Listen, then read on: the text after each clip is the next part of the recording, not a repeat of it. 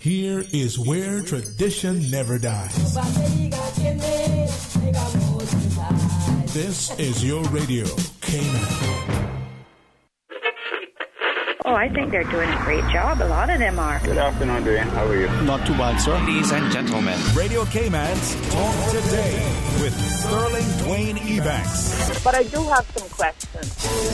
There are more questions than answers.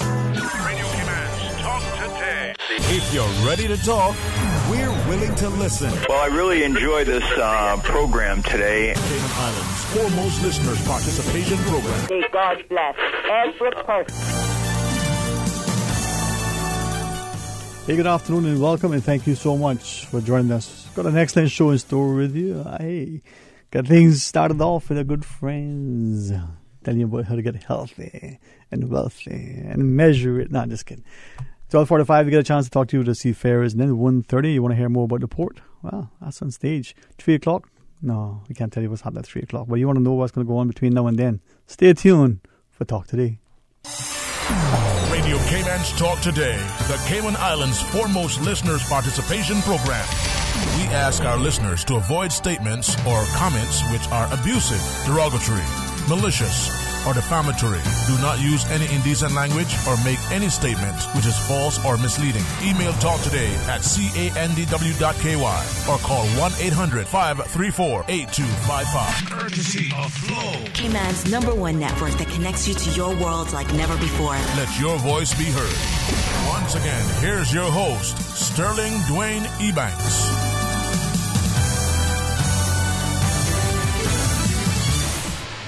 Hey, good afternoon and welcome back, and thank you so much for joining us. And get a chance to, remind you that your true measure of your health, is the determination of your wealth. You want to know how wealthy you are? Look at how healthy we are.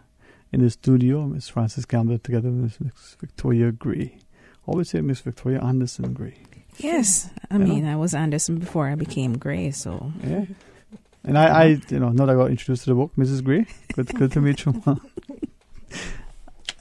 I look at how we spend our time sometimes and the ease with which we can either be sedentary in this society or we can be active. A matter of choice and scheduling, a matter of not only preference, but how we approach our lifestyle. And when we see community agencies, whether NGOs or even our churches coming together to remind people of the importance of being our own best champions for our health. That's an example that whether it's our families, our colleagues, or just our neighbors, they can borrow. Right, Ms. Victoria? That is true. All right. That is so true, Sterling.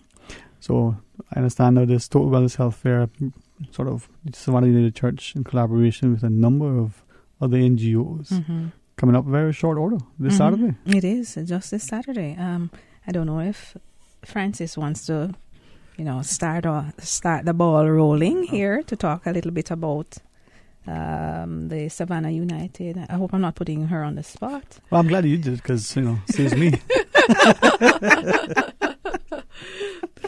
You guys are good friends, so that's okay. She'll forgive you. The United Church on a whole. Yeah, I'll get just a little bit. Basically, Savannah United Church is one of the 9 united congregations in Cayman Islands, actually. And we came together to have a total wellness fair. We thought that the need of total wellness is important. Basically, we not just physical wellness, spiritual wellness, but mental wellness, all total wellness. That's what the aim of the health fair. And that's important when we think about our approach to health and wellness. And the idea that increasingly more of us are starting to understand that there is an aspect that should include your spiritual as well as your mental health. Our physical health, without question, is important in all the screenings that we can do. But our physicians share with us, are you getting enough sleep? Are you exercising? When are you eating and what are you eating? And to what extent are you making your lifestyle choices so that you're thinking about not just the next week, but are you looking for 100? And it's possible. That's true. So I am true. 120 actually. I'm just saying. So for the fair now on Saturday, where is it going to be? It's going to be at the Savannah United Church. You know, I guess any one of us can jump in here. Yeah. The Savannah United Church, which is behind Ruby's gas station. That's in Savannah, as the name says. Yeah. Yeah, there might be a few people who know of a restaurant somewhere nearby, you know, so. On the way to Peter Castle. And yes, on the way, yes. Yeah. Good way to put it. Yes. Right, not too far from stand today. Yeah, just behind the Rubis gas station. All right. And it's in the church hall itself? Most of it will be in the church hall in terms of the displays and the persons we are partnering with, like Health Services Authority, Cancer Society, the Diabetes Association, Cayman Pharmacists Association, Family Resource, and our own Bethesda Counseling Center. That aspect of it will be in the church hall. But we're also having talks as well. We have presenters. We have Dr. Chandler, a psychologist, talking on stress and managing stress. We have the presentations will actually be in the church itself. We have also persons from the insurance industry talking about critical illness and how you manage that and things that you need to take into consideration just in case, in terms of a peace of mind, if something like that, a critical illness should come along. And we also have, in a different way, in terms of our wellness, managing air quality. So somebody will be talking on managing the impact of air quality. And she's from the Department of Environment Health, Miss Antoinette Johnson. All right. So indoor air quality, sometimes we fail to appreciate it. There was not long ago when we used to hear about sick buildings, across the globe, people working in it, having certain, respiratory illnesses and the like. So what can you do? Maybe, turning your hand to a green thumb and putting the plants inside could be a contributing factor to making your indoor air quality. That's it. Very helpful. Yeah, so we're doing a lot of things different. You have a lot of health fairs around the place, but we're hoping to look at total wellness, so that's part of it. That's why we looked at things like that. Now, the screenings, I think we come to almost expect that there'll be just, different types of screenings and like, will you be having those as well?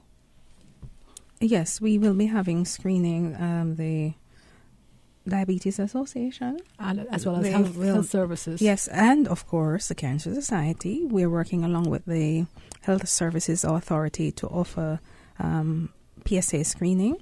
Because, as we know, screening saves lives. And we'll be sharing information with persons who visit our little booth or table as to when you need to get screened.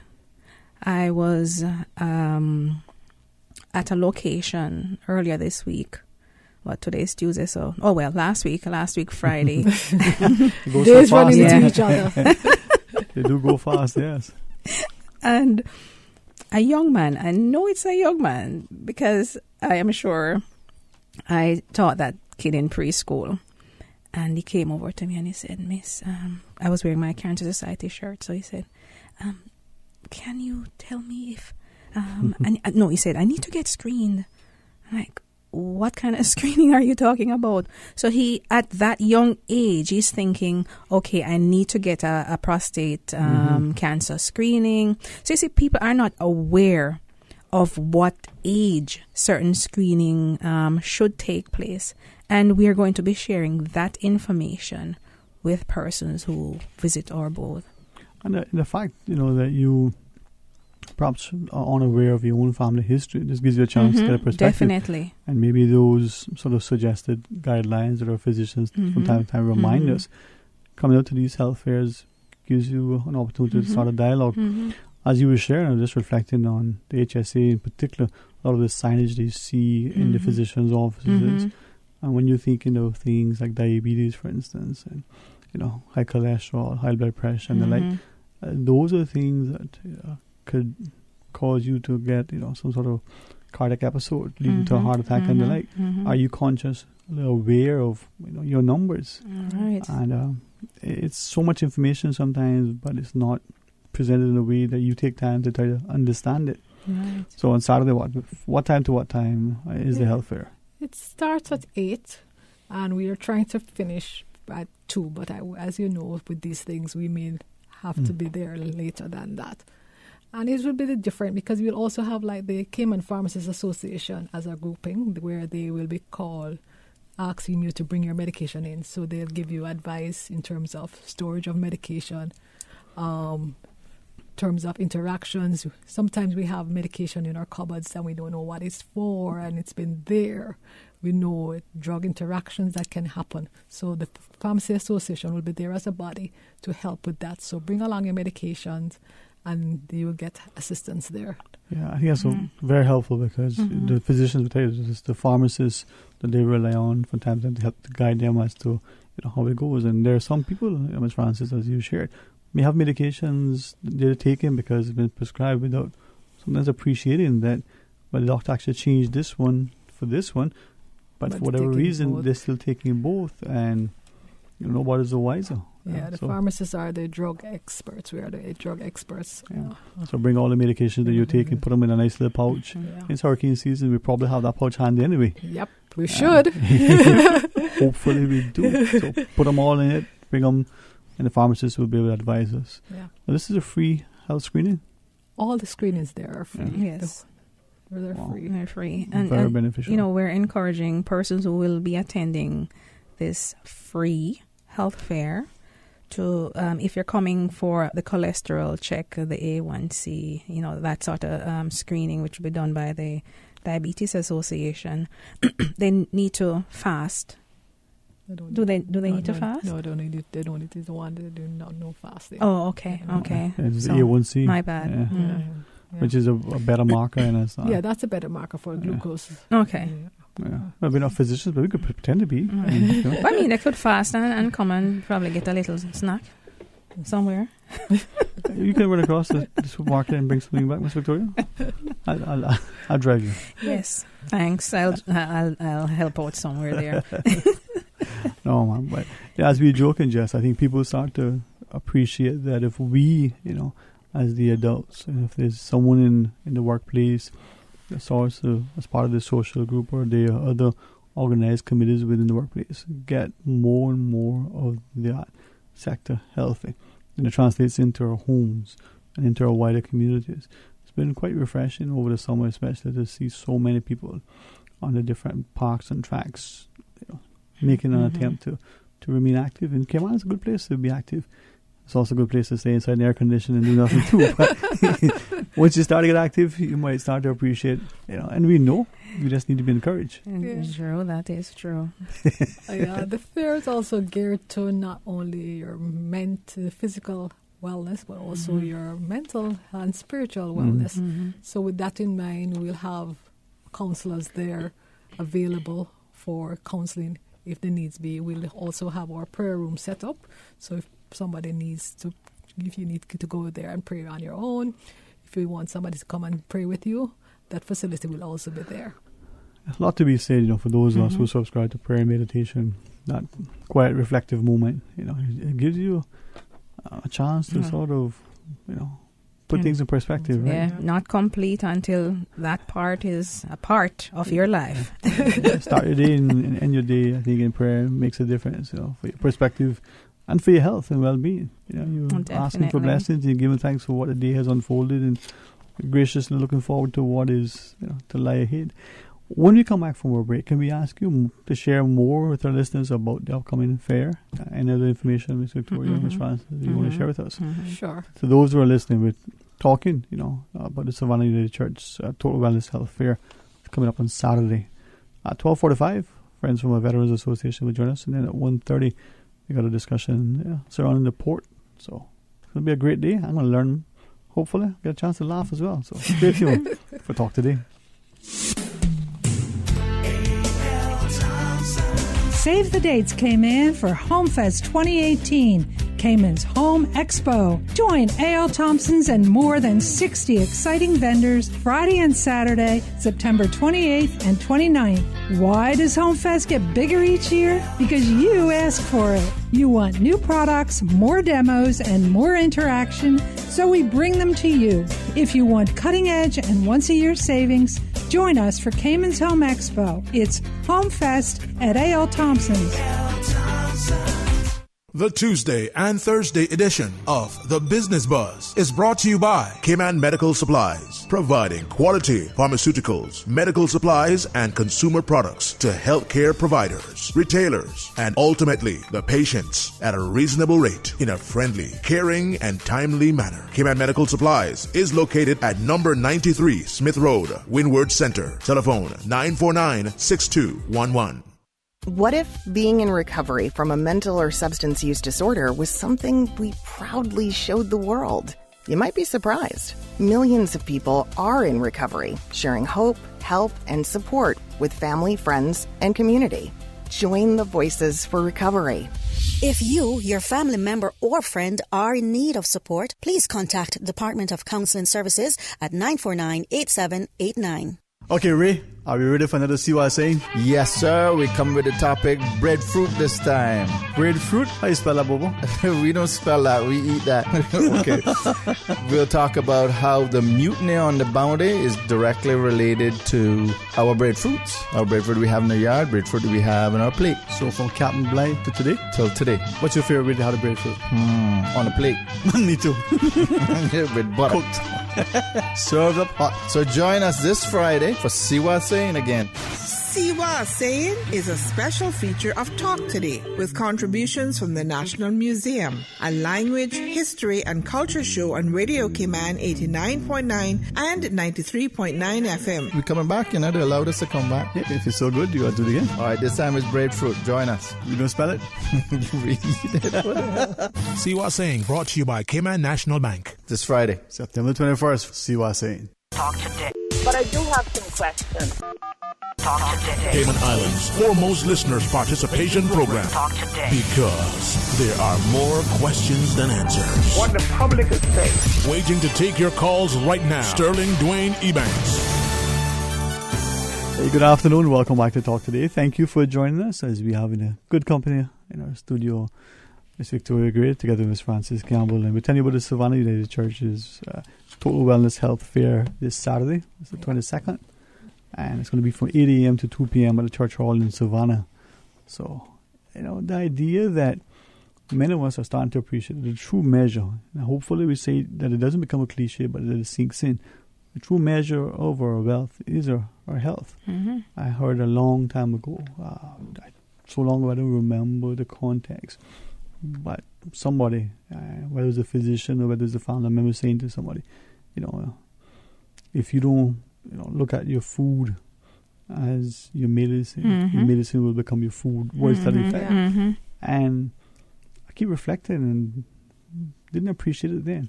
So your body is your temple. We appreciate that. Yeah. How do we treat it? You go to fill up your car. You probably want to buy, first off, is it gas or diesel? Right?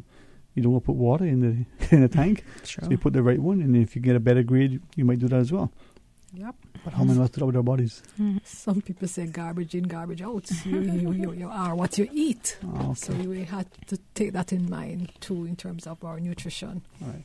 And I guess these health fairs will get a chance to speak. You said pharmacists will be there, reps from the Diabetes Association, Cancer Society, and the like. What about physicians? Are you expecting to have some physicians on as well at the fair present? Well, the Cancer Society, I know we're not going to be bringing a physician on with us, Okay. But just sharing information, the usual thing that I'll do at a health fair. But presentations will not be done by a physician. Well, we got a Health Services Authority, and that's a wealth of resource there. It's a matter of arming persons with information. I find that in today's society, we spend so much time working, getting here, getting there. And as you said, our health, I'll say it in my way, our health is our greatest wealth. Because if you're ailing, you're not going to be able to put out as much work. And when your body falls apart, then there won't be any income. You know, and speaking of income, I'm sort of veering off somewhere else now. This health fair is just ideal for persons who have the lower level insurance, which is called the SHIC plan. SHIC plan. Because, that's what it is, yeah, you know, the screening, it's free. Yeah. It's a free health fair. You're going to get your A1C, you're going to get your cholesterol, you're going to get qualify for a blood pressure, voucher for PSA. In fact, not voucher, sorry. The person is going to be on site doing the blood draw. And I think that's good for people to be reminded that the PSA is just a blood test. You can stay where you are. They just take a little bit of blood for you, and then they go back to the lab and they do whatever it is that they do there. And then you can get results later. You know, so we're reaching out to people, say, hey, come get something for free. You know, so I'm encouraging those who are listening, if you can't make it, tell somebody about it. Each one tells one. And let's get the word out there that there's a free health fair this Saturday at Savannah United Church behind Rubis gas station from 8 a.m. to 2 p.m. And I think, Ms. Francis, when we look at the busy lives that we lead, as you were sharing, we're not asking people to be fasting in this instance. Take 30 minutes, if that's all they have. Yeah. That may allow them to do two things. Catch their breath. But equally, that particular test that they probably know they should get, probably should have gotten a long time ago, perhaps been thinking about it for a while to get, and just been putting it off. Swing in, recharge your batteries, laugh with someone and give a little blood. Who knows? It may impact your life in a very positive way. I think it's important because some of the times persons are walking around and they don't know the numbers. Just recently when we had the Pharmacy Association conference, we had a public forum, and similar screening, we found somebody whose blood pressure was off the chain, and they advised him that, hey boss, you should be going to the emergency now, because with a blood pressure like this, you are not really supposed to be walking around like this. And before you know it, anything can happen to you. You can just have a stroke, fall down. So persons need to be aware of the numbers, and this is an opportunity to get it done without it costing you. Yeah. And that's the thing, you sometimes you kind of know that something is off, but maybe you don't want to, maybe you don't feel that you have the funds right then to go to a test, or you don't really want to spend the time because you gotta wait, or you don't want the setting, or what have you. Just sometimes that medical setting for some people can be a little off-putting. They don't. But here is just like anything else. You go into a trade show in a sense. Not to be dismissive, but to an extent. Definitely. And it doesn't cost you anything other than you're willing to invest in yourself for however long it takes. Spend a day, spend an hour. Come fellowship with us. That's important. Now, just show up. Do you make appointment reservations? No reservations required, but if you require counseling, when you get there, somebody will speak to you, and then those will go by appointments, because with counseling, it's a one-on-one with the counselor. So those will go by appointments. If you go, there will be guides there, marshals there to advise you. If that's the aspect that you want to get entertained with, then somebody will advise you, and then you slot it in terms of seeing the counselor. And as I listen to you, sometimes we're having that spiritual aspect, someone to pray, to speak with you, to get you to understand certain things. You may be considering something, you may have been recently having to, process new information. That's true. And you're not quite sure where to turn, whom to speak. Reverend Yvette is a wonderful lady you mentioned. Bethesda. Oh, yes. Doesn't matter which congregation you're a part of or not.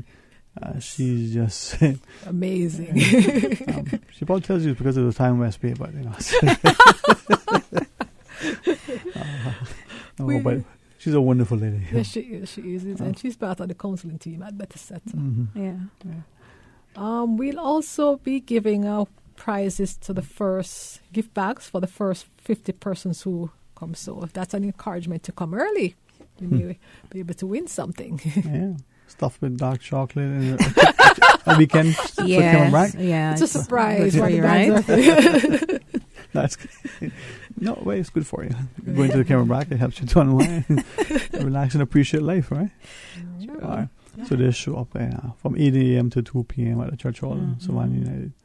When we see those partnerships, as our churches not only provide the physical resource, through their premises, but reach out and help to organize and host and get the public involved. Then when you see the other organizations, whether the NGOs like the Cancer Society or the professional associations like the pharmacists, bringing their expertise to bear with the view of making us invest more heavily in our health and wealth. We see the benefits to all of the communities. Absolutely. From that, though, as I was just looking at the flyer that you shared and thinking that there are times when we have certain undertakings, we'll focus maybe on women or children, but you're trying to cross the divide to make sure it's a family event. Yes, it is. It is a family event, because we have the screening for men. The counseling for anybody, the information that we're passing on. I think one of the things that we also need to understand, not just adults become stressed, our children are stressed, and there'll be an avenue for teens and younger children who, in terms of peer pressure or just general teenage or stress, we have had incidents in Cayman before where we have seen suicide committed by youngsters. That's something that we don't want to happen, so that there's an avenue here to get help. And sometimes we need to know the signs, and with Dr. Chandler, the psychologist will help us to see signs of stress and how to manage it and how to deal with it. And the idea that when we think of that stress that our young people in particular sometimes are under, we don't appreciate that it's not only because of their adolescent development. It may be the expectations that we, as parents, as coaches, and others, wanting the very best for them, not fully appreciating that they're interpreting that in a different way that is perhaps not as healthy. How do we help them to channel that information, embrace the expectation, but to see it as a long-term partnership? And I think sometimes as adults we tend not to listen to them. Sorry, you said we're not. Yeah, we don't. We don't listen. We hear, but we don't listen. Yeah. We're dismissive. We're very dismissive of our kids. So that's some of the things that we have to be aware of. We don't mean to at times. No, we don't give them the time. We don't believe that they can sit and reason and have, then sometimes we blame it on our own stress. We don't have time to listen to them. But then we need to spend the time and listen to them. In the meantime, we're trying to do the very best for them. We're making sure that they have all the things that they need for their school education, for their own health care and the like. But the one thing they need is just a few minutes. Can I ask you about this? Or, maybe they might be that bold. But even then, sometimes are we listening? Are we hearing them? Are we watching and seeing? Maybe if we take time out and ask the question, how can we listen to them? Not just how can we talk so they listen, but how can we listen so they can talk? Yeah. Wow. Well, I'm excited that we have these resources. And it's a sign of a healthy community. It's also one that shows that there's a greater value in more than just what we have in the bank financially. Definitely. You can have all the money and you're not wealthy. You're not rich. You're not healthy. You're not rich. Yeah, what's that song? Eagles, you spend all your time making money and then you spend all your money trying to regain the time. True. It's your wealth, man, that has to be measured by your health. Any final thoughts, Miss Victoria? Well, I'm going to emphasize once again, to the listening audience, the community, to come out to this free health fair. The Cancer Society, we've been out there, at health fairs, having our own little health fair as well. So we know how important it is to get information to people, to offer free screening, You know, we see people come in our office for vouchers and, you know, for free screening. And then we also see the diagnosis of cancer as well. You know, so we want people to know their numbers. It's like gone are the days when you would have the infectious diseases. No, it's non-communicable diseases. It's a lifestyle disease, you know, the high blood pressure, the cancer, the diabetes, the whatever. You know, so this health fair, we're offering, and I can't say it too many times, free screening, free. So we're asking people, come get some freeness. You know, it has great value despite someone else paying for it. You know? Yeah. Freeness to you, you know. It's free to you. All the people, just their time alone, you know. But also all the other things that go into putting it in play. And there's a cost, a financial cost to the test, but there's no cost to us who come. You know, and the partners like the Diabetic Association and Cancer Society, they always invest in things like this to reach out to the community, to get the word out. Well, I'm glad that you were able to do it, and hopefully there are, you know, a segment of our society that would see it because it's conveniently, it's accessible, it's on their way to and fro as they go about their day, irrespective of which congregation that they fellowship at. Yes. Whether or not, you know, you haven't been to a physician in the longest of times. Especially if you haven't been to a physician in a long time. Those persons should definitely seek, you know, try to get used of this opportunity. Put aside your aversions and make this your time. And maybe just, as you shared, maybe it's the mental aspect. You want to speak to someone and get that grounding.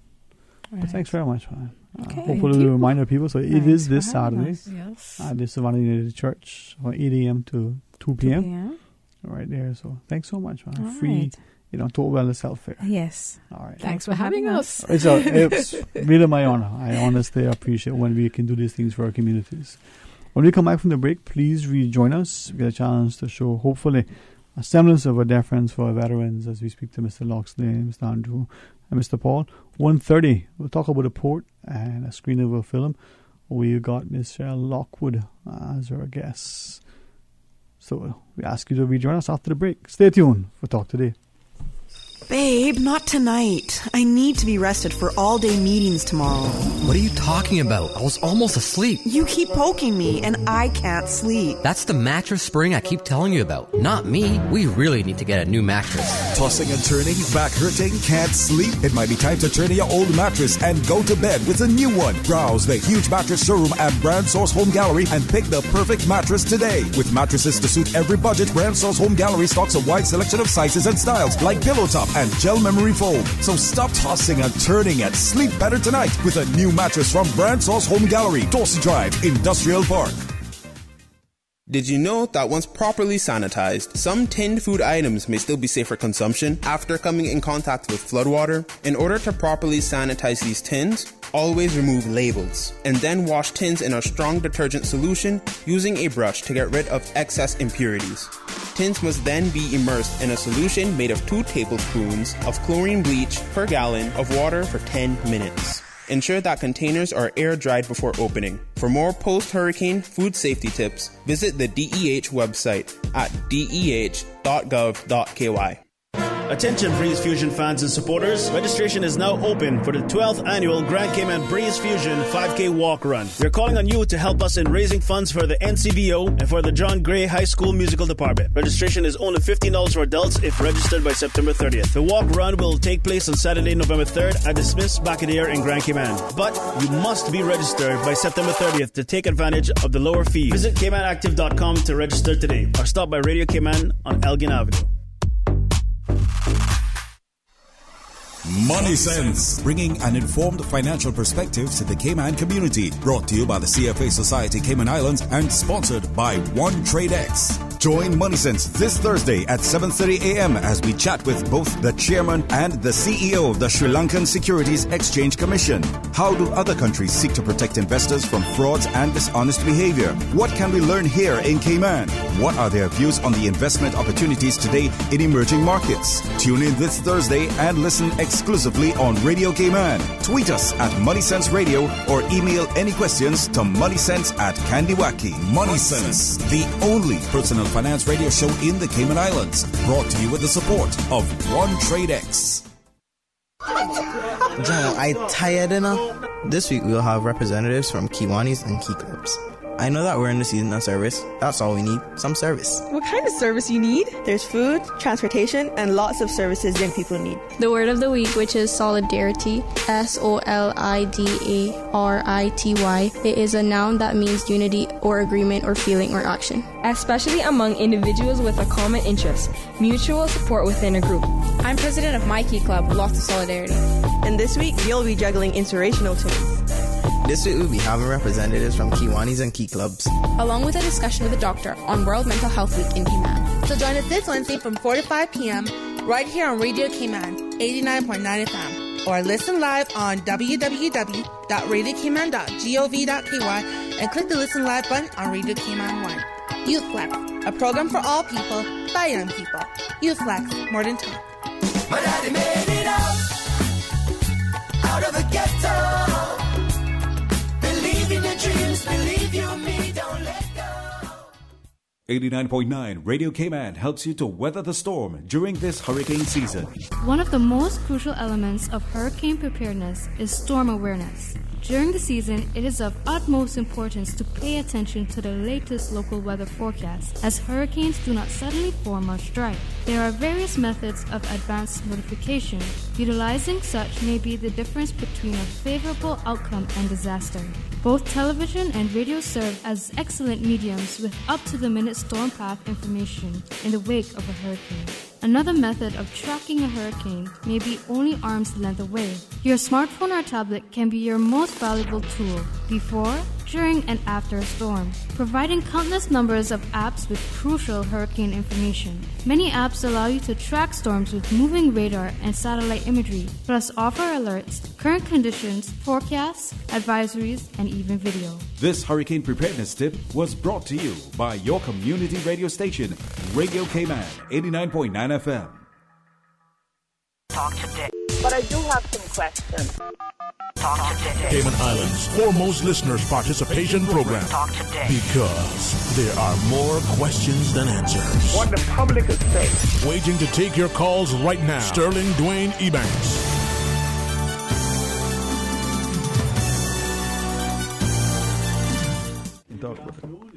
Thank you so much for joining us here in this edition of our talk today, and certainly honored to be able to welcome you to this segment.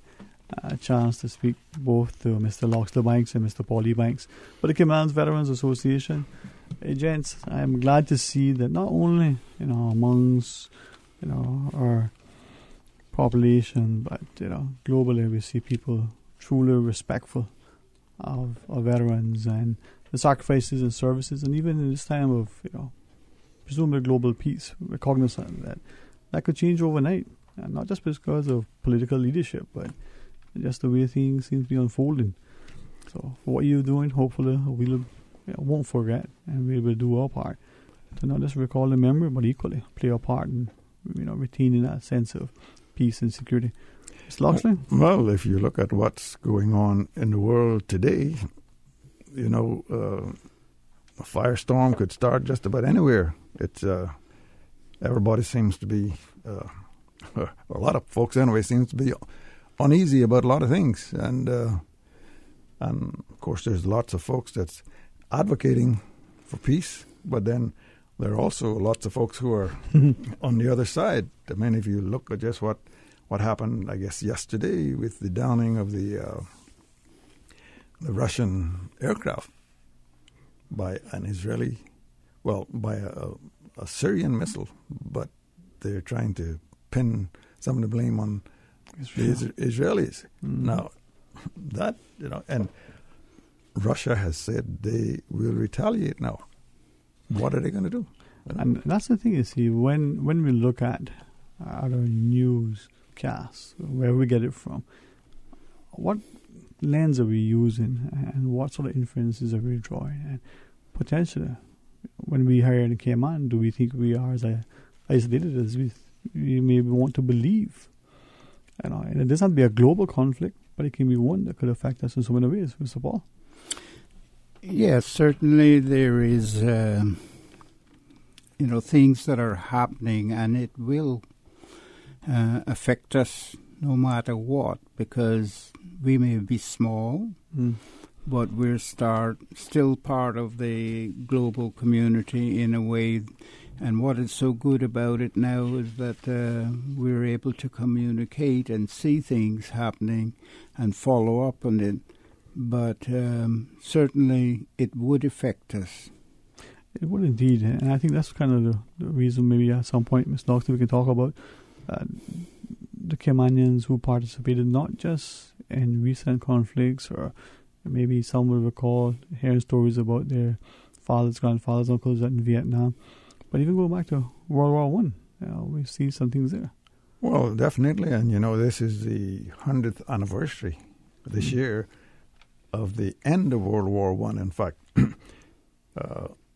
Remembrance Day, as the official date, is actually falling on a Sunday, 11/11/11.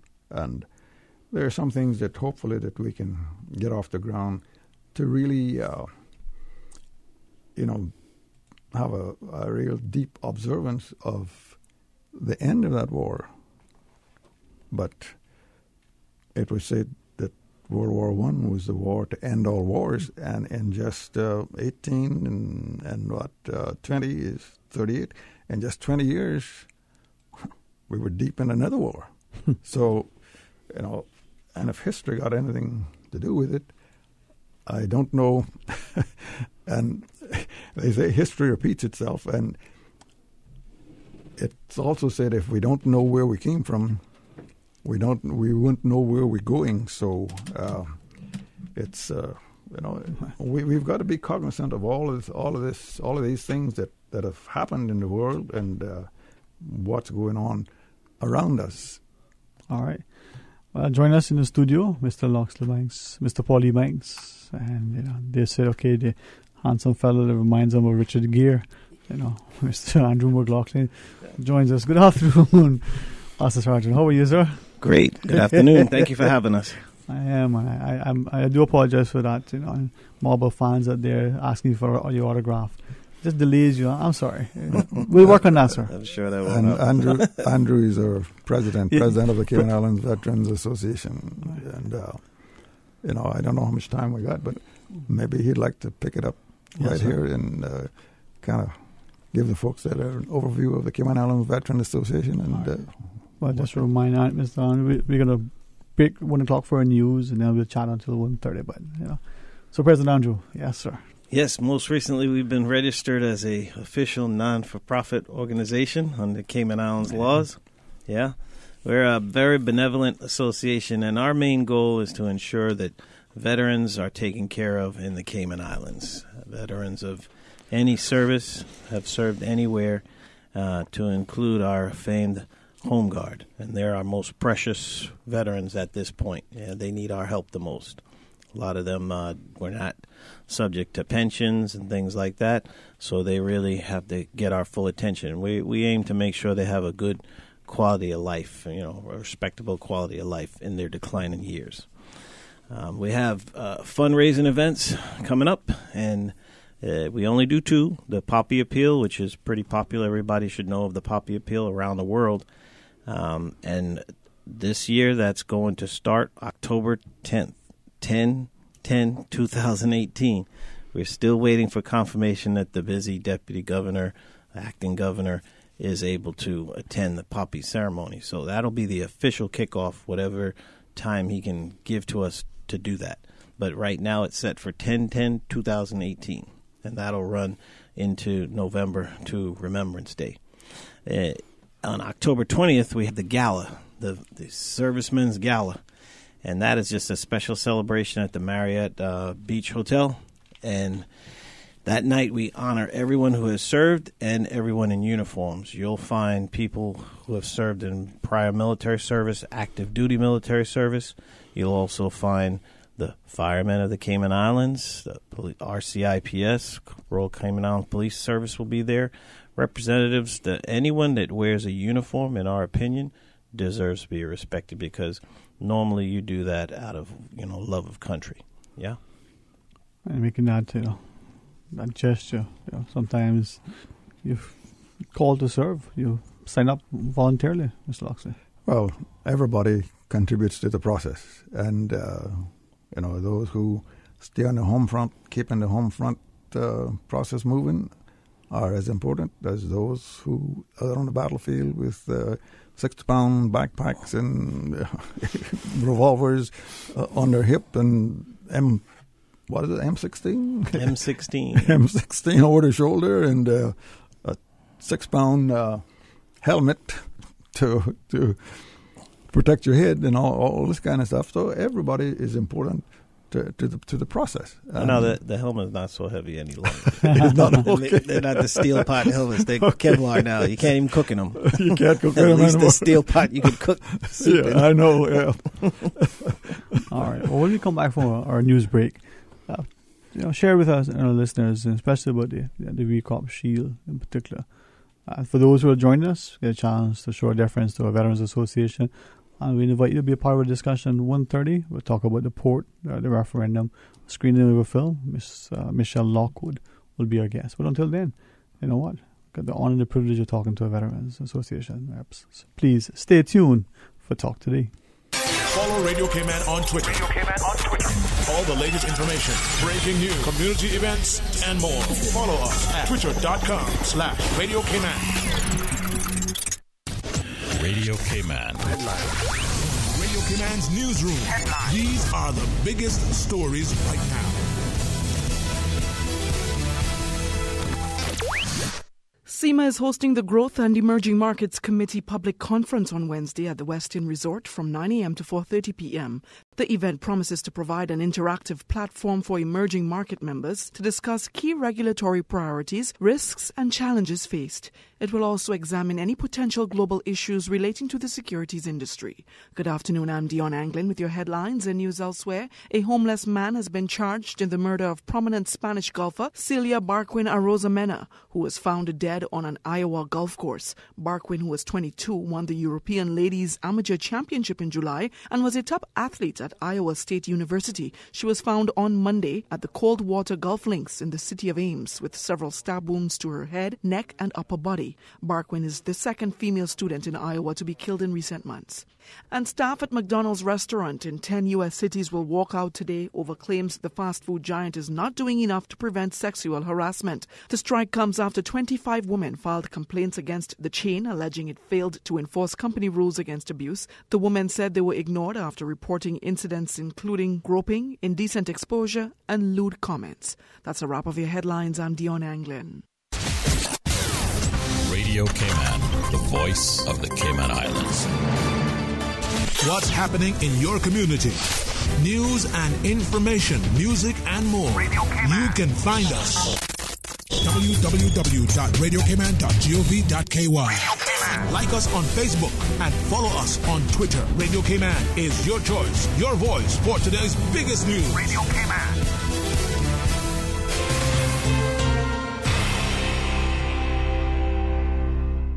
Talk today. But I do have some questions. Talk today. Cayman Islands' foremost listeners' participation program. Talk today. Because there are more questions than answers. What the public is saying. Waiting to take your calls right now. Sterling Dwayne EBANKS. Hey, good afternoon. Welcome back to Talk Today. Thanks for joining us. And it is honestly an honor to be able to provide an opportunity to not only share with but learn more about the Cayman Veterans Association. President Andrew McLaughlin, together with Mr. Paul Ebanks and Mr. Loxley Banks as our guests. Just before the break, Mr. Paul was asking about the VCOP Shield. I know you have shared some stuff with me in the past, but for our listeners, maybe give us some more information. Maybe for some of them, it's the first time that they get a chance to hear about it. Okay, thank you very much. VQAP stands for Veterans Question and Answer Participation. Now, for a very long time, we needed, that is, the veterans needed and wanted to get involved with the schools. We got a chance to do that. The director of Education Services actually opened the doors for us. But I've done a history sheet of the VQAP Shield to say where it came from and why I was inspired to use the shield. And that's the main connection I'd like to just put out today as well. In my time of going to the school, primary school, it was in the town hall. And I remember hearing about a school shield. Now, there are people in Northside that I have spoken said, yes, I remember the shield. But that's is where the inspiration came from to do this VQAP shield. And when we go into the schools, of course, we like to remind them that their foreparents actually served. And it's okay for them to serve as well. But recently, what we've done, and if you might have seen this in the local paper, we presented to the Director of Education Services a VQAP pin. And we are hoping that we will be able to give those to the winners. That is the school that wins the shield, the participating students that got the question right will get one of those pins as well. And it's really looking to have a carry on forward that they'll be able to wear to school like the prefect pin that the prefects wear. And we're hoping to be able to, they can go to another school wearing that pin as well. Show that not just the respect, but provide an opportunity for people to ask questions, start a conversation, learn an educational component to it, as Loxley. Well, I think the process is mainly, hopefully, to get our students, those that's coming behind us, make them aware of the contribution that Caymanians over the years have made to the defense and preservation of freedom and democracy, which we so, I believe, we all cherish it, what we have here today. And as I said before, if we don't know where we came from, then we're not going to really know too well where to go. And, Paul came up with that idea, and I think it's a splendid idea to get the schools involved in a lot of this. Over the years, we have visited the schools especially during the Poppy Appeal and the Remembrance Day, coming up to Remembrance Day, and there's a lot of information, and the youngsters are very interested in a lot of that stuff. I mean, the Cayman International School, they do a fantastic job of a whole assembly with all this. Well, I don't think they have all the schools, but they rotate it around in the various grades, where we go in and talk with them about, and they come up with various projects to enhance this. Yeah, Cayman Prep as well. They do a big assembly. Everybody's out there in the courtyard. Beautiful. And St. Ignatius. Mm-hmm. Yes. Yeah, that's where the schools, I think, started participating, not only to remind us of our history, our culture, but also our obligations to the globe. And through this level of service, where these students will become. Some of them may go on to be political and economic leaders in their countries. And just one such person is the highlight of our gala this year. We have invited Lieutenant Colonel Henry Bawden, hometown boy, Caymanian, grew up right here in Cayman. He is now a lieutenant colonel in the United States Marine Corps, serving in the Pentagon in the United States. So from small town beginnings on a little island, sometimes people don't even know where we are on the map. He's right there in one of the most important spots in the largest country in the world. So it doesn't matter where you start.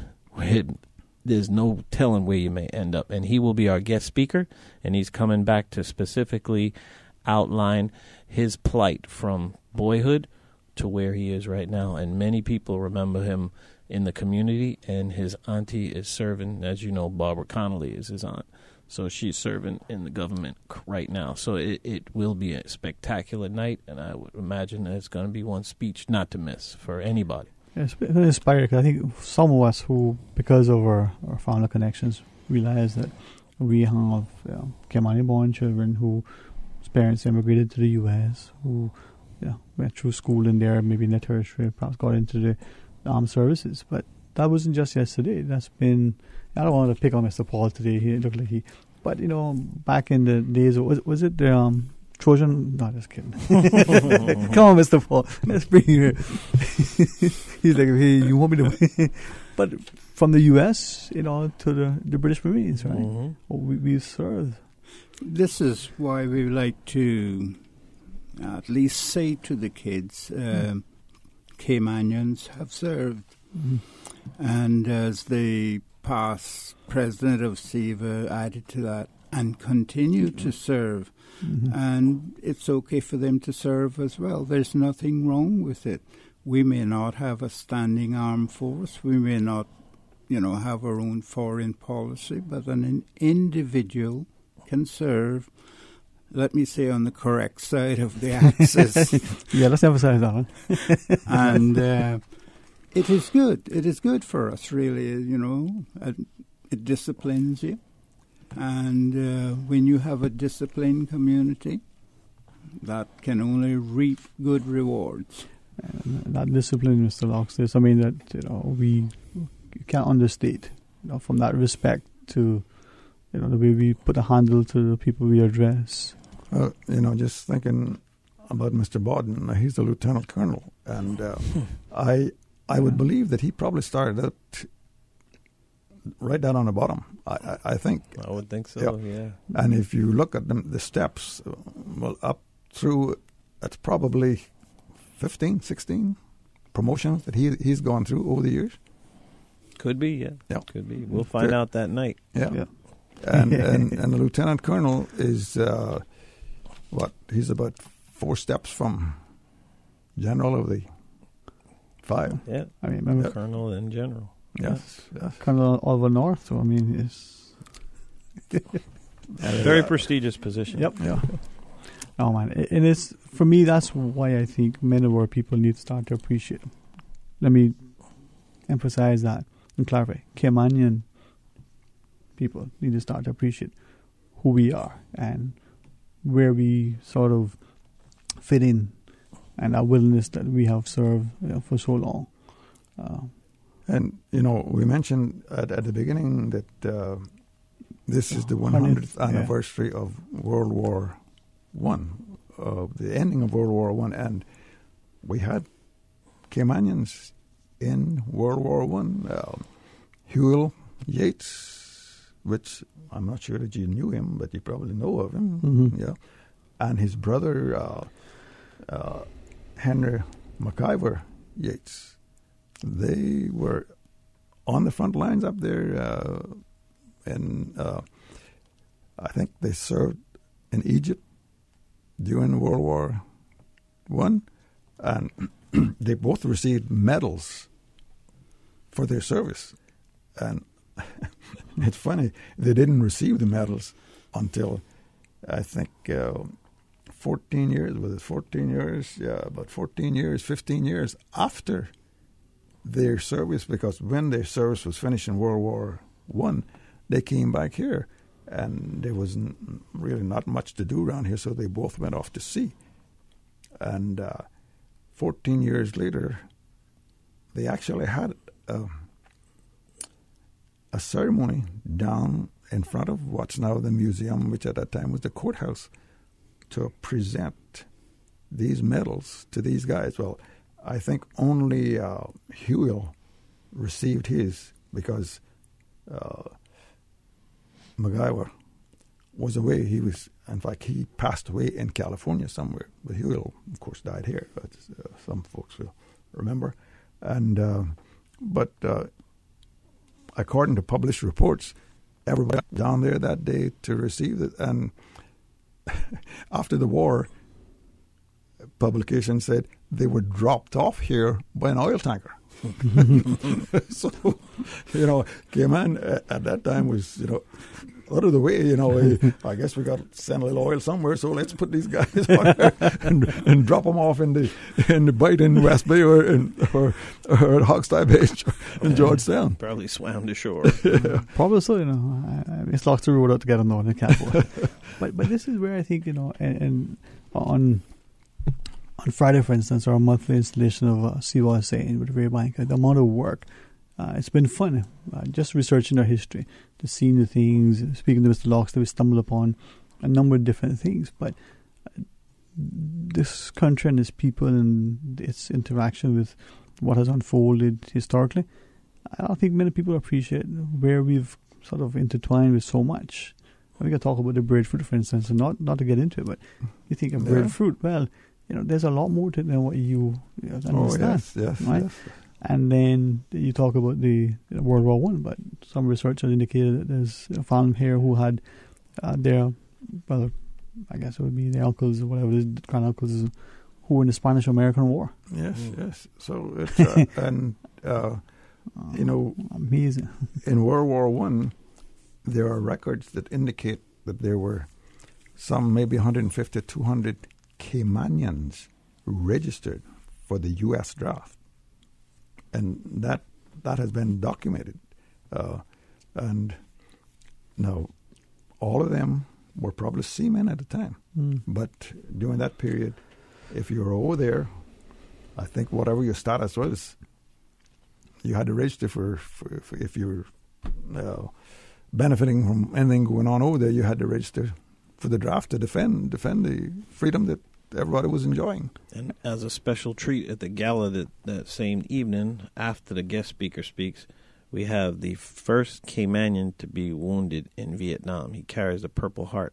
I've known him almost all my life and never knew of his military service. He keeps it that private. Yeah. He came back and got into other things. I'm not going to give his name. He prefers to be a dark horse for that night, but he's going to speak on what it was like to come from the Cayman Islands and go into a war, Vietnam War. So, I mean, his talk is for a purpose, but it's also going to shed light on the fact that these people come back, and sometimes we don't know, generation after generation, what they actually did. So the VQAP puts that spark in that child's mind in school to say, hey, let me go ask Mommy and Daddy if anybody I knew served, anybody in our family. And they always uncover somewhere down the line, someone has served their country. Yeah, and it's, I say this with some reservation, but with great respect. It's usually at a funeral, when either the life story is being read or afterwards you're having a conversation. Sad but true. And these things are discovered. Very sad but true. I'm guilty of it as well. We don't know enough about our people, our history, and it's not to boast, but it's with a sense of pride. I mean, Mr. Paul, I always look at you and I'm thinking a lot of the people I know gravitated to the U.S. to serve. You decided to brave the food and go further. Yeah, I mean, it was, like you say, it's built for you when you're younger. Mm-hmm. And, but, it makes us want to shout it out loud and clear that Caymanians have served. Mm-hmm. And they've served with pride. And there's nothing wrong with it. But the question I keep getting asked really is, were you shot at? Were you scared, And the truth is, you are very scared. Don't let anyone ever tell you that you're not scared, because you are. You're either scared or a fool. Yeah. One or two. Yeah. But this is where your discipline comes in. And once you apply the training that you've had, more than likely you can get out of that situation and be able to, talk about it afterwards. So discipline is the key, really, in any services. And if you remember, that's why we posed that the first question we posed was about, the answer was discipline. Mm-hmm. You know, what you mentioned a bit ago, Sterling, about what we don't know. On a weekend, I think I was flipping through some channels and I came across NHK, which is the Japanese feed. And there was a documentary on there about this mother and her daughter trying to find out what happened to the husband and the father. And it took them about 6-7 years to trace it. Most of the action was in Manila back in World War II. But anyway, and it was long, it was a long documentary, but it was so interesting. I said, let me see how this thing turns out. And they did find out what happened to him. But in the end, the granddaughter said, you know, I think the question was posed to her, what have you learned about this whole journey, this process? She said, what I learned, that I don't know anything about what went on during the war.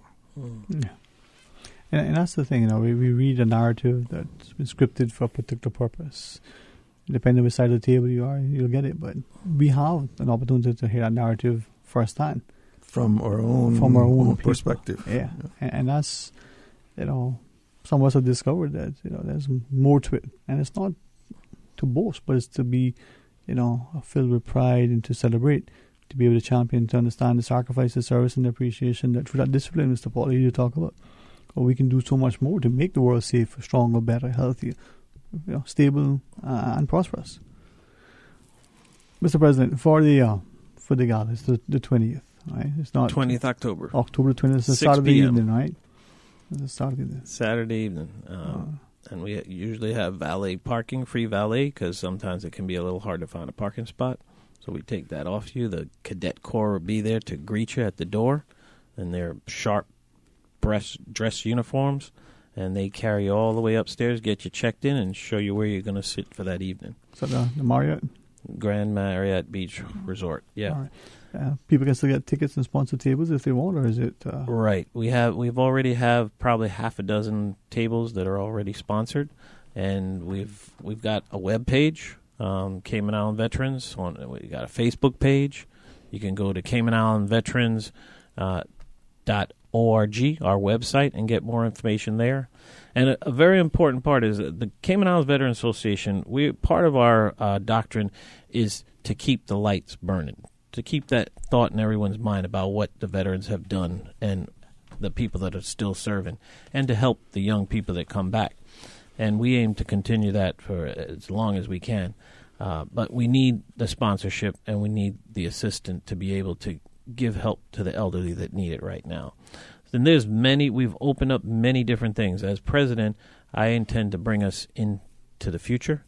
You know, we've held our own, and thank goodness that my forefathers and the past president and members have made an incredible base for us to be able to, you know, have some stability. But now we need a little risk in there. So we're going to push the envelope a little. And we're calling on all those young veterans to step forward and be recognized. On September 29th, we have an annual general meeting of the Cayman Islands Veterans Association.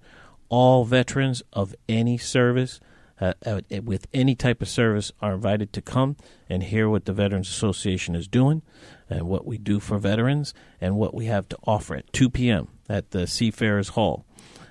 At 4 o'clock, then we're going to turn it into a social event, and they're also welcome to stay and have a meal and just enjoy some camaraderie. But we have a special membership. We used to reserve it to only veterans. And now it's open to associate members. You don't have to be a veteran.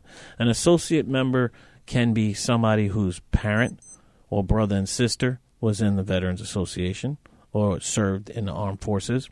It could also be somebody who's never had anybody in their family that served, but they have that respect and admiration and want to help the veterans continue on with their lives. So all of this membership categories are listed on our website, CaymanIslandVeterans.org. You can go in there, investigate it. You can call me at any time, 916-5317 or 926-5189. We'll give you more information. We'd love to answer any call-ins that you have today, if we have time to answer any questions. We actually have a call online. Perfect. Well, President Andrew McLaughlin. Let's Mr. go ahead and Paulie see what Banks, we got. And Mr. Knox the Banks are our guests. Hey, good afternoon and welcome. You're on Talk Today. Good afternoon, honorable gentlemen. Good afternoon, sir. How are you today? Oh, very interesting topic here. And I would like to pay tribute to two veterans, if I may. Yes, sir. One was a gentleman I actually wrote a poem about him years ago, Hugh Thompson. I think he was in the Battle of Iwo Jima, and he got a Purple Heart. You gentlemen remember him? We call him Betsy from down north, on the park then. I think I recall who the person. Yeah, he was. Like I wrote a poem about it, so I can get that for you. Well, please do. Another one, huh? I said, please do. Let us have it. The other one was my father, Beeson Christian, who served in Trinidad. And two things he got during the war there was a first-class British telegraphist license. And he was the wireless operator here until 1966 when Cable and Wireless came in. And the other thing was my mother, Cinderella from Romeo Street. And a lot of guys from Trinidad end up with wives from Trinidad, end up with wives in Trinidad. And my mother was one of the ones that I could see it on here. And I was going to ask another question, but I think you just answered it.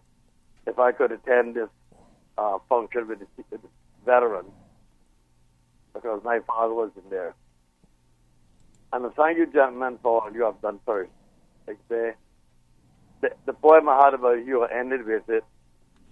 So when you talk of being great, the great things that you do, remember heroes such as he. Remember soldiers such as he, the hero we call you. And I think we should all well remember that you gentlemen and many others are the reason why we have our freedom now. Thank you very much. Thank you. Thank you very much. Thank you. Thanks. In keeping with what this college has said, we are trying to get a registry of all Caymanians who had service in any of the military organizations. I'd say within the Commonwealth, and we're appealing to anyone out there who has any information relating to this to get in contact with the veterans. You can get in contact with myself, Loxley Banks, and I show Paul EBANKS in Northside, and I'm in the west. Paul is in the east, and Andrew's in the central. Or email CaymanIslandVeterans@gmail.com. Yes. Cayman Island Veterans with an S @gmail.com. You can send us an email with the information as well, or request any of your requests you can send in by email.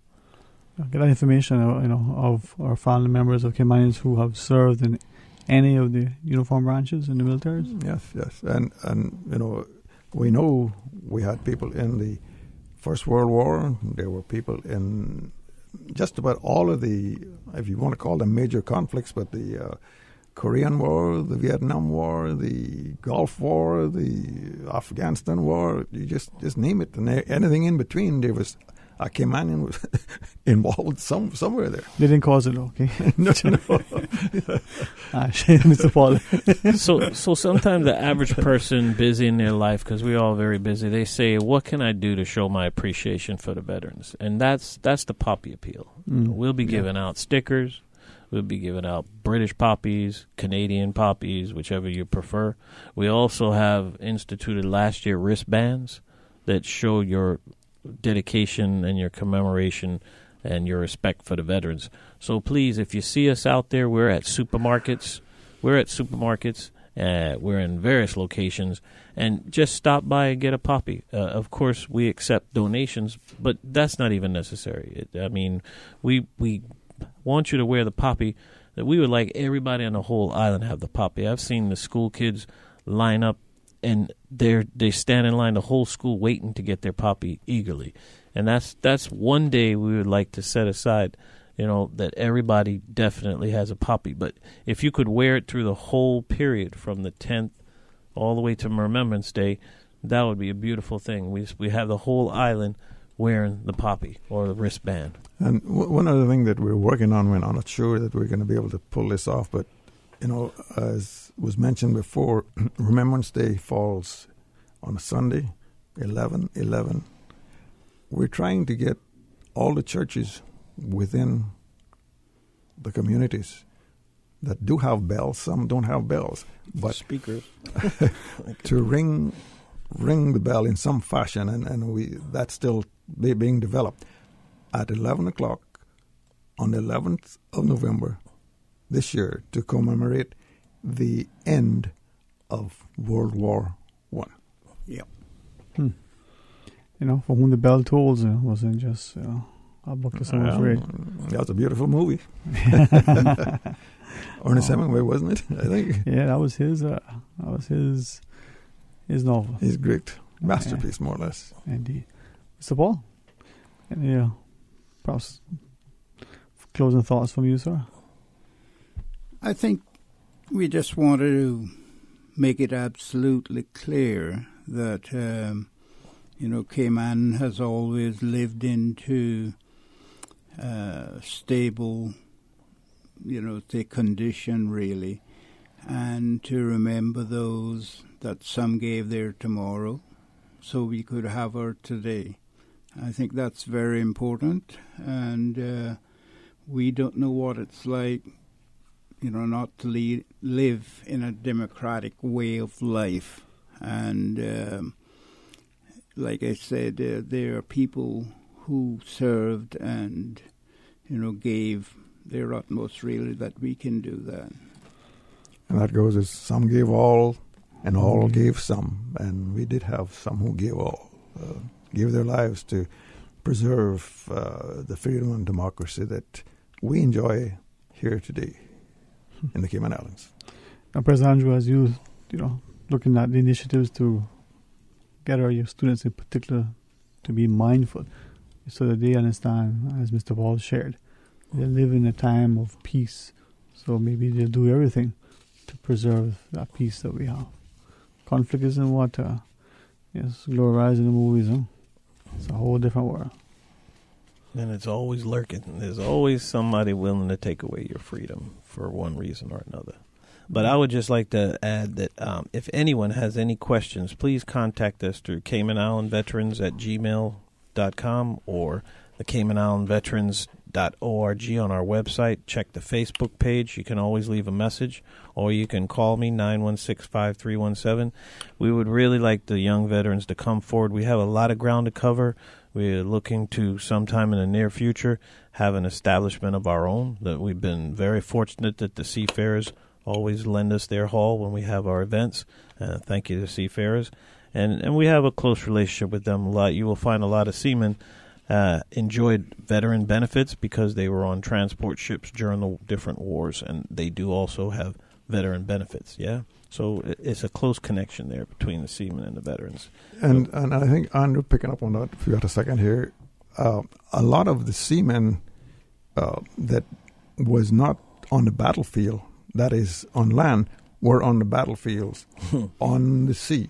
And many of them, Caymanians, especially during World War II, I guess, 6, 7, 10 years ago, was accorded veterans status through the United States Defense Department. And these were people, there were many Caymanians who were not even legal residents in the U.S. at the time that served on ships and armored transport ships during World War II. And that gave them a fast track for U.S. citizenship. And there were many Caymanians, and that's where this register is coming in, that we are going to try to create this register of all the veterans that the Cayman Islands, what would say, produced, or all of the Caymanians that really participated in the defense of freedom and democracy that we so cherish here today and enjoy.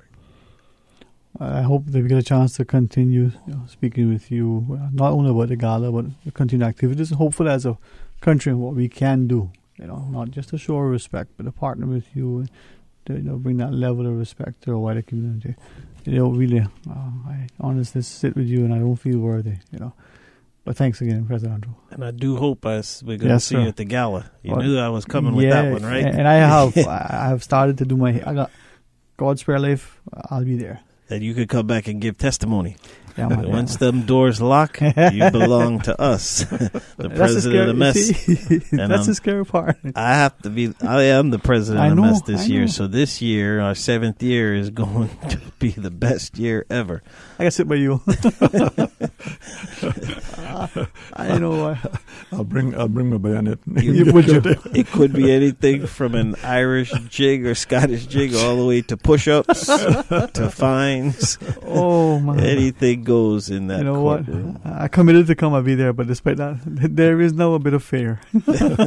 No, just kidding. It's going to be fun. It's a wonderful evening. All the people that attend have a great time. Yeah, man. It's going to be a beautiful evening, and if you haven't gotten your tickets as yet, I would say get them. It's not just a meal. It's not just a fellowship. It's an opportunity to see something that, unless you don the uniform and serve, you won't see. You can be a sponsor. You can be a table sponsor. You can buy a seat for yourself at $150 per person, or a lot of people, a lot of companies just sponsor a veteran. They purchase the seats and allow veterans to sit at them. Yeah. Thanks, Chance. Thanks very, very much, and to all of us. Thank you. So, Paul, I know West is best, but we're grateful to the East as well. To our listeners, honestly and respectfully, thank you for supporting the Veterans Association. If you're individually or collectively through your company or otherwise can be a partner, draw alongside, we're really grateful, for it. And the 20th is not far away, so if you haven't attended the gala, not just because of the wonderful speech that's going to be inspirational, but the fellowship as well. Make plans to be there. God's willing, I'll be there. I can't promise you that, the president mess is going to be kind to me, but we'll see. We'll make sure of that. Oh, thank you, sir. Thank you. When we come back from a break, please join us as we welcome to our studio Miss Michelle Lockwood, and we're going to be talking about the port and a screening of a film called Rebirth. Stay tuned for Talk Today. BrandSource Home Gallery has been appointed the exclusive Cayman supplier for Duravit bathroom products. Duravit is the leading international manufacturer of bathroom ceramics, tubs, and showers, recognized around the world for beautiful, functional products. Winner of top industry awards, Duravit collaborates with leading European designers to provide the most elegant and innovative bath products. If you're ready to bring style, comfort, and innovation to your bathroom, visit BrandSource Home Gallery to see the new Duravit showroom and meet the in-house bath designer. Whether you're planning a functional family bathroom or a personal spa retreat, browse the Duravit collection and be inspired. BrandSource Home Gallery, delivering a new standard in custom designed bathrooms. BrandSource Home Gallery, Dorsey Drive, Industrial Park.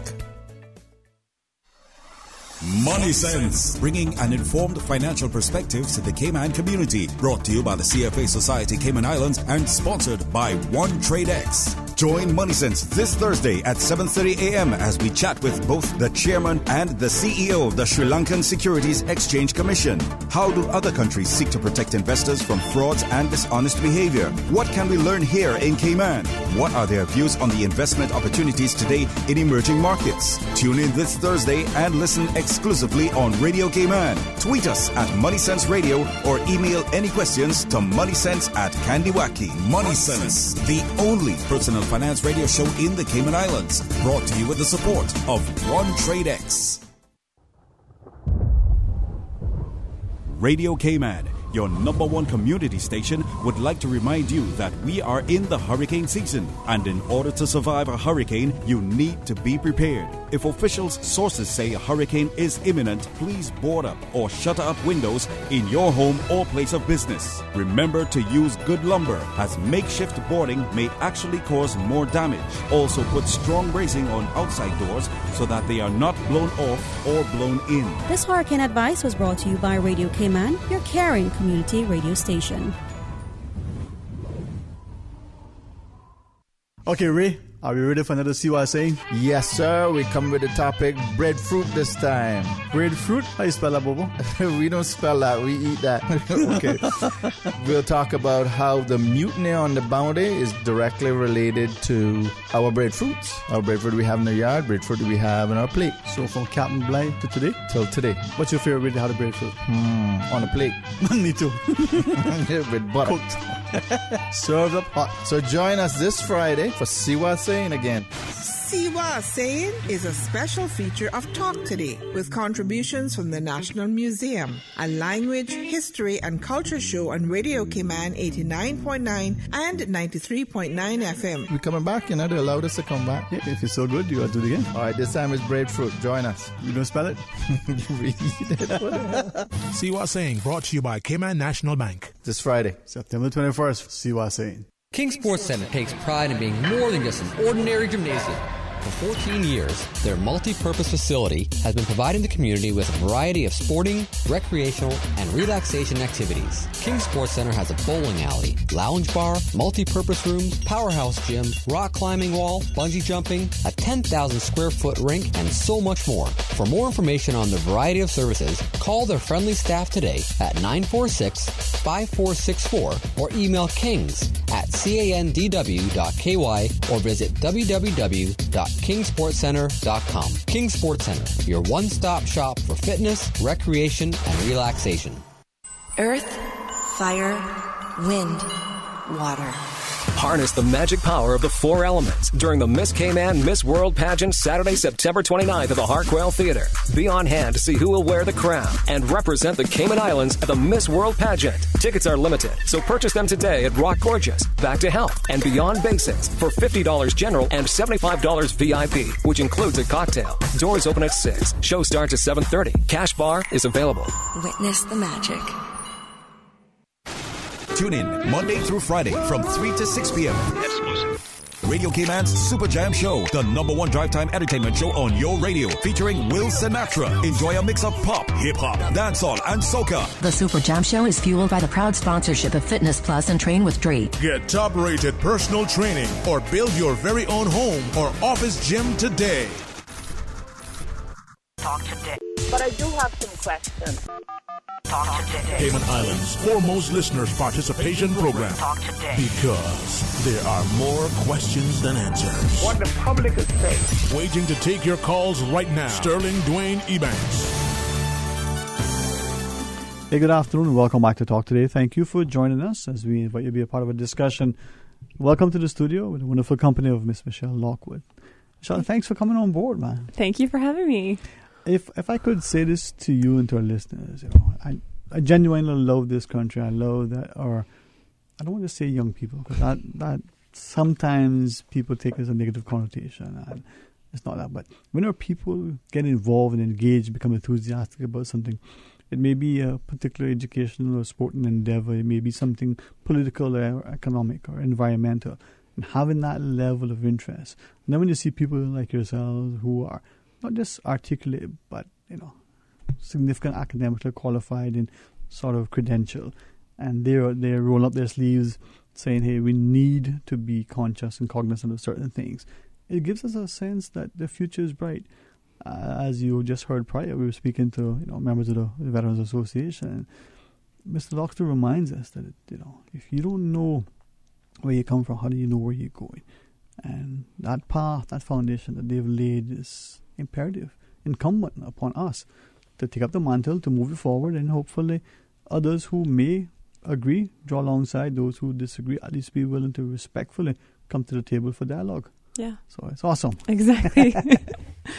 But coming on board, I recognize you, taxing time, and we've got less than an hour, but there's some good things for you to share with the public so they get more informed and educated and involved. Yeah, well, that's kind of why I came on. So Save Cayman is organizing a special screening of Rebirth. So when I say Rebirth, it's BERTH. So obviously it has a little bit of a connotations with the cruise birthing facility, which Save Cayman has been very vocal about in the last, couple of months. And we're doing a special screening of it because we think it's so poignant right now for us to actually talk about it and to see it, and in some ways it's a little bit more digestible, because when I come on here, when Katrina or any of us come on and we talk about things, we're pulling things out from these reports that I know most people haven't read, and also, sometimes the numbers are very overwhelming to hear anyways. So the film is such a well done and well filmed, like high quality cameras we're talking about, and it just makes it a little bit more accessible for everyone to understand what exactly we're talking about, why we want to save it.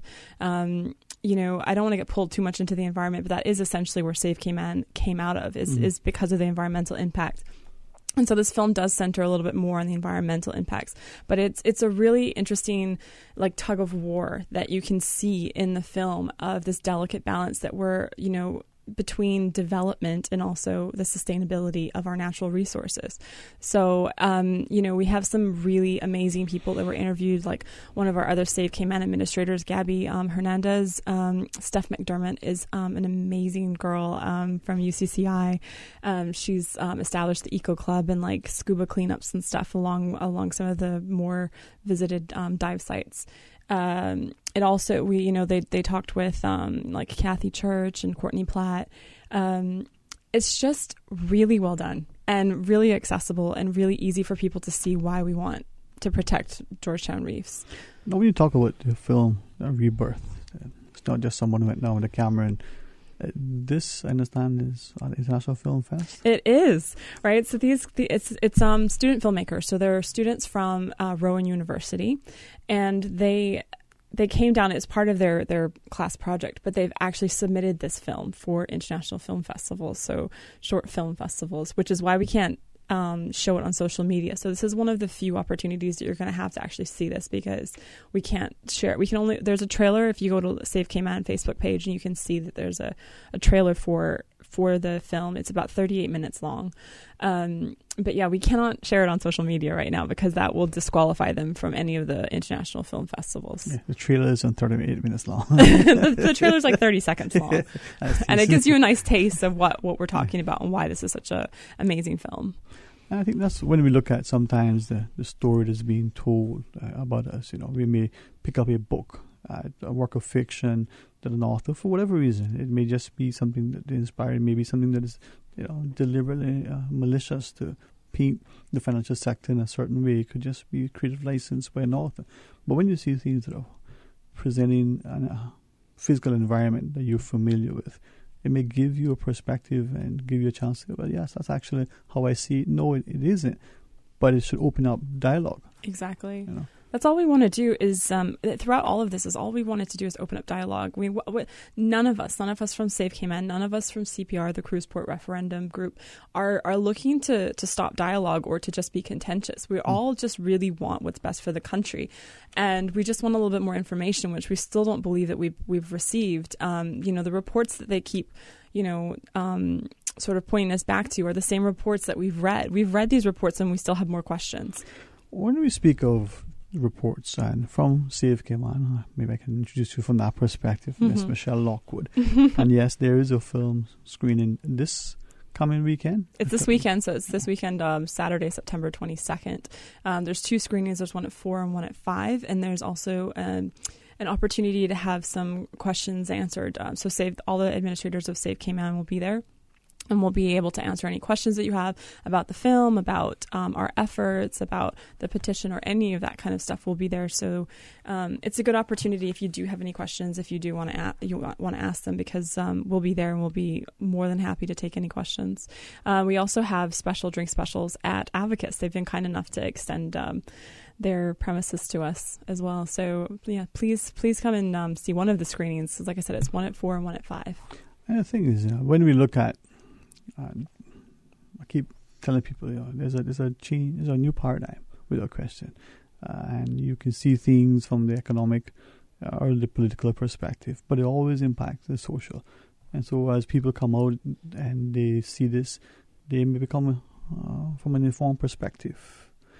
Now, understanding that the reports that you referenced earlier in relation to the port projects, help us, are these reports recently? How old are some of these reports? No, these reports are 3 years old, if not 5 years old. So the PwC report is the outline business case. That was done in, I can't remember what month, but it was in 2013. There was an addendum which was done after the environmental impact assessment, and the environmental impact assessment was done in, I believe it was October or September of 2015. So these reports that we're talking about are 3 years old.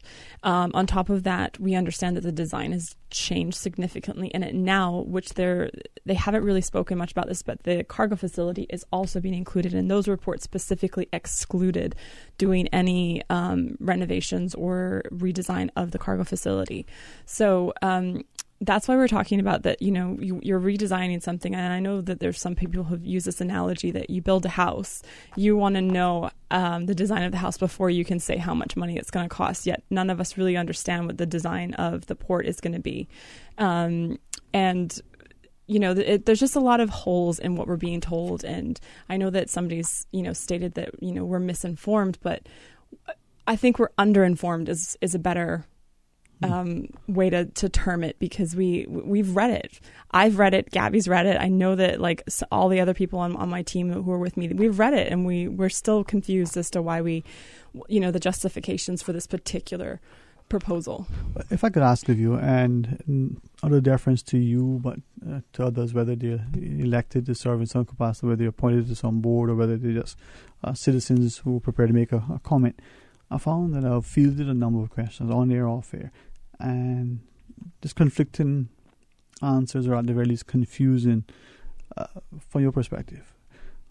With respect to Councillor Harris, he shared, I think, with us just yesterday that the reports indicate you're coming off the cruise ships. There's going to be faster.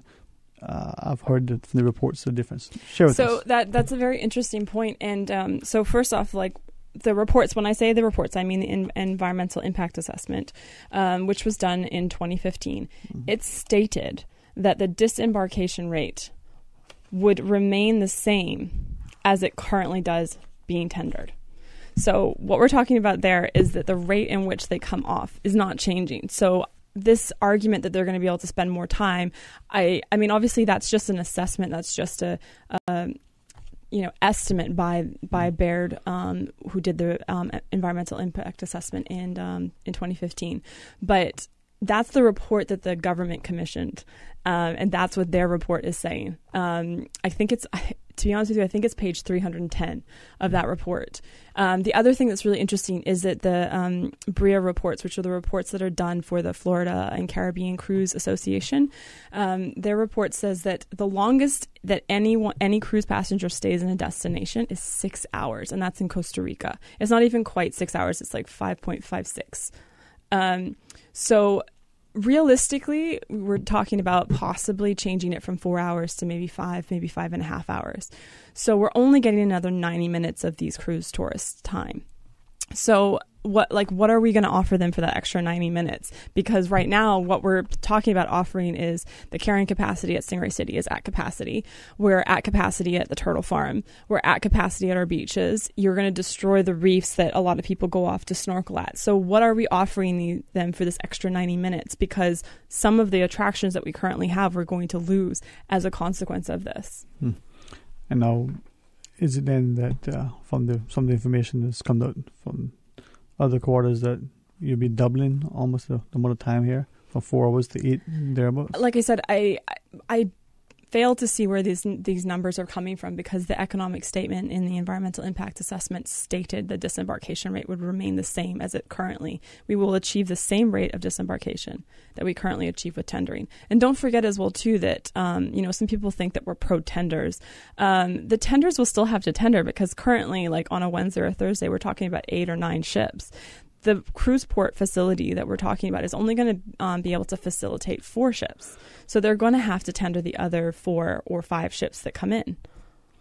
Now, as we speak to Ms. Michelle Lockwood, you're saying in that on the form, perhaps it would be a better way to freeze people's information. But with respect, many of us We don't want to read and discern for ourselves. That's Just tell me the facts. I was going to say, I would love to give you the facts, and that's why I'm on the radio all the time. But as well, too, come out on Saturday, because Rebirth has a lot. Like I said, it's very digestible. It's very accessible for people to understand things, I think, visually, and to see what we're talking about, see what we want to protect, see the inaccuracies and the, the places where we see the holes in the arguments, and as well, we'll be there so we can answer questions. So if there is a question that you have, and also if at any point you have a question or a comment, we're more than happy to listen or even to read them. So if you want to email us, it's savecayman.ky@gmail.com, or again, come on our Facebook page and just send us a message on Save Cayman. All right, for those listening, we invite you to be a part of our discussion. 949-8037. 1-800-534-8255. And then, of course, you can WhatsApp 925-3261. If you would allow, if it's not improper. Again, just trying to understand this. I'm speaking to a number of people, and some were saying, well, they feel there's, on one side, people who are for it because of the potential economic benefit that they will maintain or will get. Those who are against it because, well, potentially the economic benefit they'll, retain if it's status quo. And so it's never seemed an objective discussion. And then a lot of information is there that maybe not being digested, maybe not being shared. Is there somewhere in the middle there where people can look at it and say, okay, give me what I need so I can know what I need to know? That's really, I guess that's kind of a difficult question, because Save Cayman is trying to make the information a little bit more accessible and a little bit easier to understand. And we're constantly putting posts that question some of the numbers that are being thrown around. But it is actually very difficult to kind of be in the middle with, I don't want to say it's difficult to be in the middle, because I think honestly, I kind of fare more to the middle. My concern is that, we're damaging the reefs, but I don't think that it has to be exclusive. It either has to be the development of the country and the cruise line or the environment. I really think that there is more of a balance that can be made. So I kind of, I don't like it when people think that I'm against cruise tourism, because I understand. I grew up across the road from Eden Rock. So that was my playground. And I very well knew what cruise tourism was. I've also worked in different shops, when I was growing up that dealt specifically with cruise tourists. And I actually, to be honest with you, really enjoy dealing with tourists, because I think that my friend actually said it to me yesterday, is that she gets to see people when they're at their happiest, because they're on vacation. So they're like, I'm happy, I'm excited to be here. So to me, it's actually really infectious to go and meet cruise tourists, or even like long stay tourists, because they are actually very happy and want to have a great experience. And they're looking for authentic Caymanian experiences, which is another thing that I think we're going to possibly lose with this, because the environment is so essential to us. Mm-hmm. And 50% of the diving occurs in Georgetown. So, people come here. We're a world-class diving destination, not just in Grand Cayman. We're also in Little Cayman and Cayman Brac.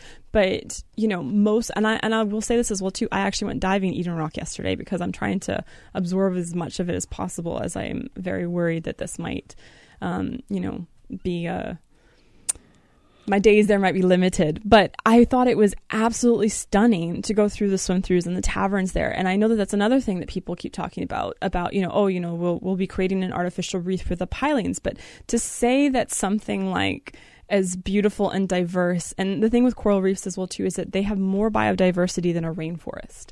And the rainforest, everybody's trying to save the rainforest, stop cutting down the trees, yet we're talking about removing 15 acres of coral reef with more biodiversity, and moving it off of Pageant Beach, and there's no real indication whether or not that can be done.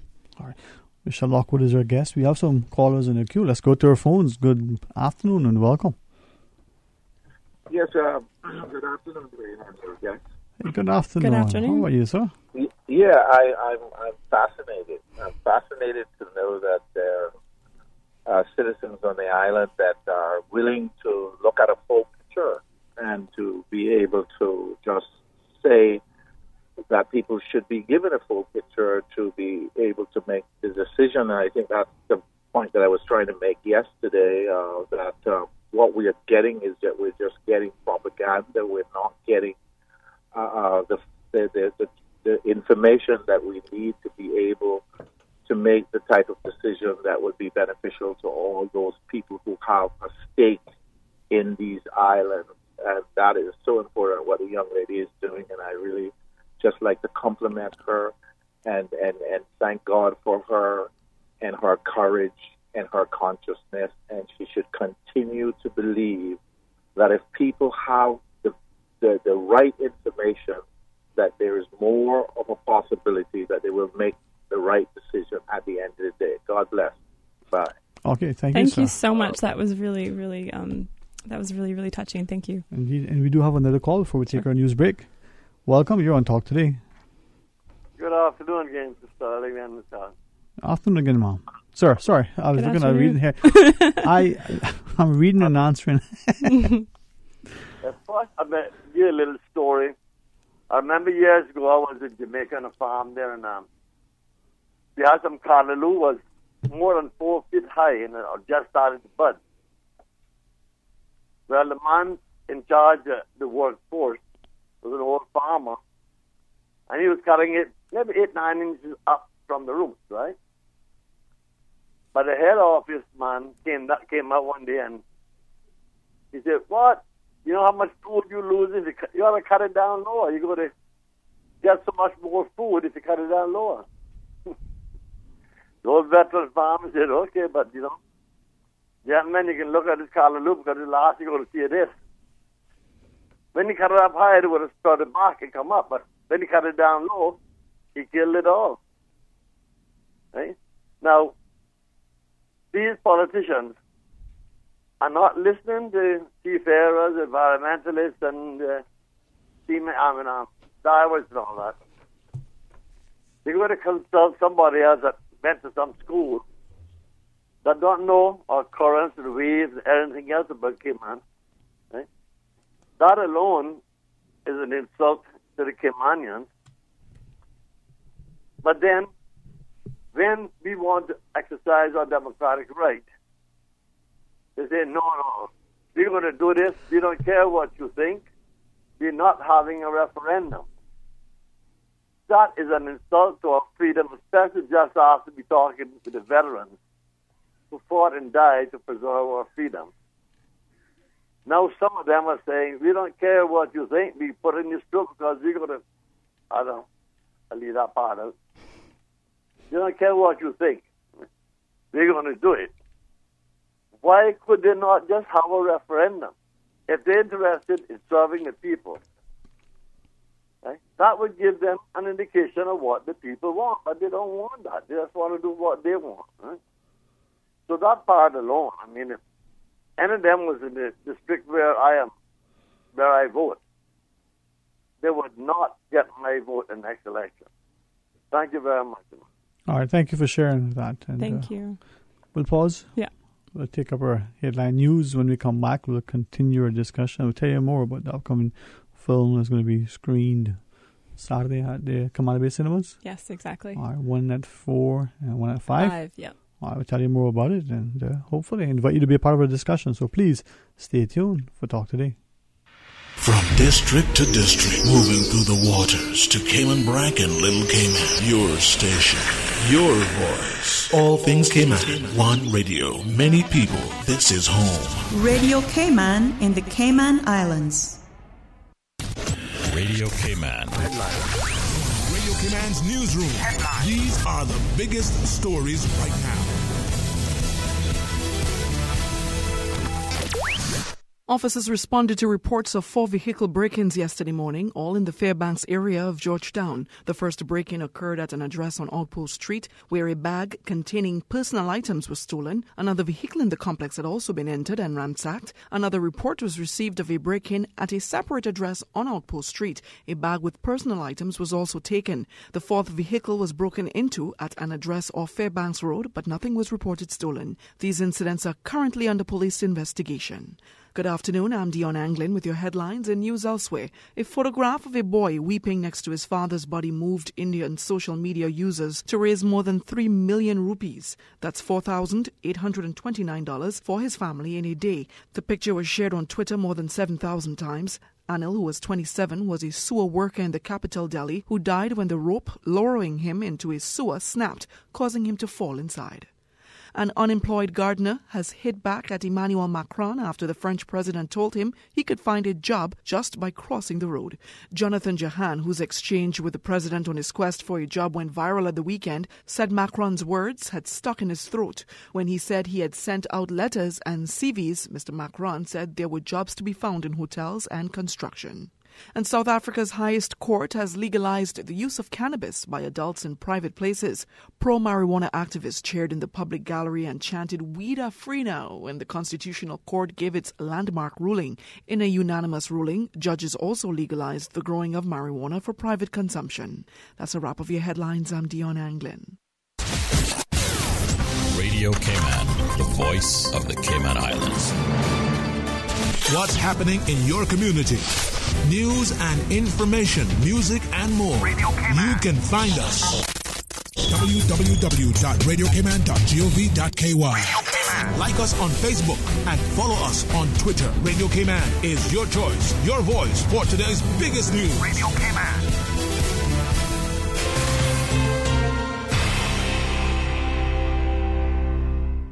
The Chamber of Commerce Business Excellence Awards are back. Saturday, October 27th at the Ritz-Carlton. Join in as we honor the contributions of the Cayman business community, celebrate the lifetime achievements of an outstanding business leader, and enjoy live musical entertainment. The Business Excellence Awards are proudly sponsored by the Ministry of Commerce, Brit-K, Caribbean Alliance, Coldwell Banker, Yellow Media Group, and more. Visit businessexcellenceawards.ky for more info. The Business Excellence Awards, Saturday, October 27th. For tickets, call 743-9129. Attention Breeze Fusion fans and supporters, registration is now open for the 12th annual Grand Cayman Breeze Fusion 5K Walk Run. We're calling on you to help us in raising funds for the NCVO and for the John Gray High School Musical Department. Registration is only $15 for adults if registered by September 30th. The walk run will take place on Saturday, November 3rd at the Smith's Bacadeer in Grand Cayman. But you must be registered by September 30th to take advantage of the lower fee. Visit CaymanActive.com to register today or stop by Radio Cayman on Elgin Avenue. RC Fusion featuring Billboard pop hit songs and more from the 70s to the 90s. RC Fusion. Weekdays from 10 a.m. till 12. RC Fusion, brought to you by Merengue Town. Take a walk on the wild side. It's time to feel the rhythm, time to feel the vibes. It's time for Merengue Town. RC Fusion. RC Fusion. Talk today. But I do have some questions. Talk today. Cayman Islands' foremost listeners' participation program. Talk today. Because there are more questions than answers. What the public is saying. Waiting to take your calls right now. Sterling Dwayne EBANKS. Hey, good afternoon. Welcome back to Talk Today. Thank you for joining us. 949-8037 or 1-800-534-8255 in the studio. Miss Michelle Lockwood joins us. And thanks very much for taking a little bit of your lunch hour to come and join us. And as we talk about a number of things, including our port, but the film, Rebirth. Mr. Fox, you said there's a call online? I ordered lunch. I don't know if this is being delivered. I thought I didn't. Let's go to our phones. Hey, good afternoon and welcome. You're on Talk Today. Hi, good afternoon. How's everyone doing? I'm hungry. Good, how are you? I'm doing good. I just want to say I want to, again, commend Ms. Lockwood for putting her money where her mouth is, practically. That's probably not the right expression, but I think you are, I'm going to call you a pioneer in this right now, because putting into action where people are actually questioning, not just accepting, is a major step. And also, it's for the right reasons. I think too often we have just accepted, thinking that everything is to our benefit. However, it doesn't always work that way. Not to say that people are not trying to do good, but I think the almighty dollar often overpowers common sense. So I just want to say thank you so much. I think that you're encouraging not only, I'm not sure how old you are, but I think you're younger than I am. But I think you are encouraging all ages of Cayman to not be scared to fight for what they believe, or at least the truth about what is going on. This afternoon I was in town, like literally in Georgetown, wondering like exactly where the tourists are walking, because I was around the Freeport area there. What are they seeing? I mean, a few years ago there was talk about revitalization of the actual core of Georgetown. I don't think that has happened. The buildings are looking very dilapidated. What are they actually coming to? I mean, when they come into Hogstye Bay there, like, yes, you can see, like, the brightly colored buildings, but once you start walking down certain pathways there, it's very dull. The buildings look exactly the same way I looked when I was growing up. And what are they coming to see? I think, yes, putting the money into the ports, but what are they coming to see? Yeah, exactly. And I don't know if there's been continued talk about the revitalization of downtown. I heard about it a few years ago. I haven't heard anything since. And the people that are coming to stay, they dive, like you're saying, they spend money. I think that's the overall picture. The other day I was talking to a friend who came in on a flight from overseas flight there, and they got drenched coming off of the plane because, of course, we've had a lot of rainy weather. So now our overnight tourists, now they're getting, yes, a brand new airport, but we still don't have any covered area for them to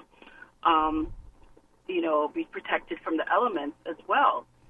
But the people that are coming for a couple hours are going to have an entire creation made for them, and they may or may not spend $100 if they're lucky.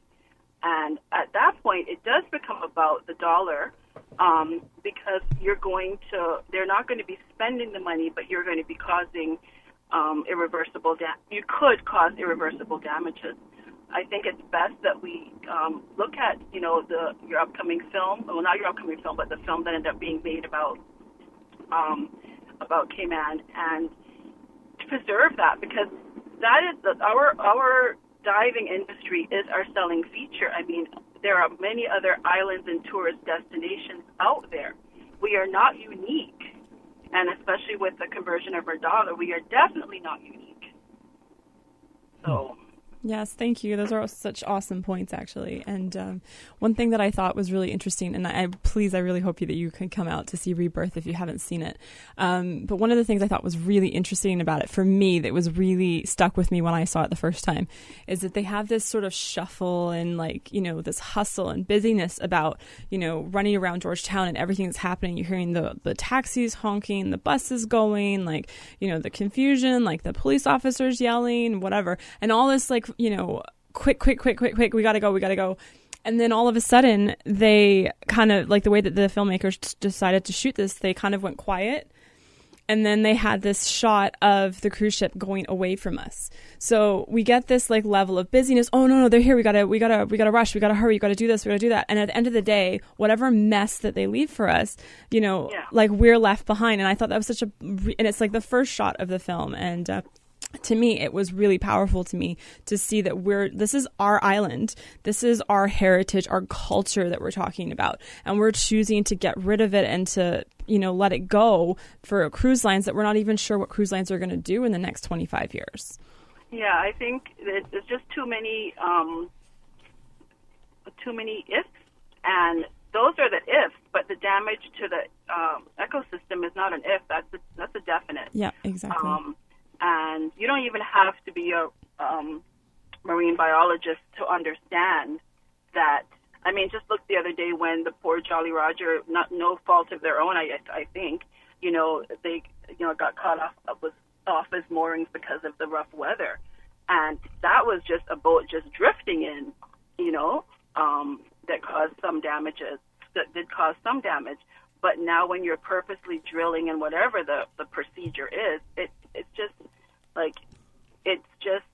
the logics of it is like, okay, it must be causing some damage.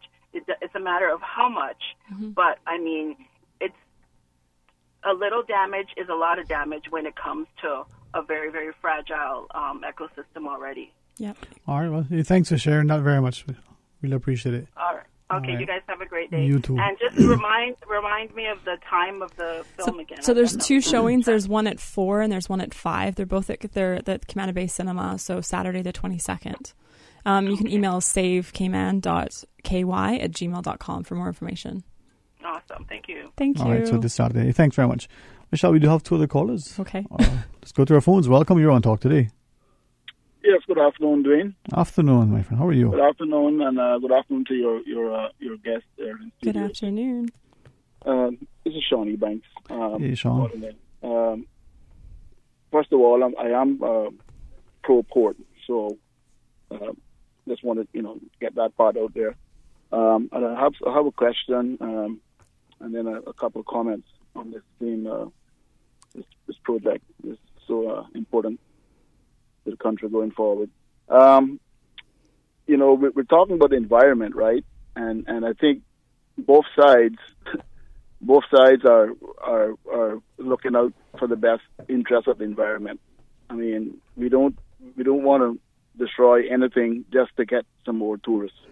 I mean, that's my view on it. Okay, because we, as an operator myself, we do depend on the same environment.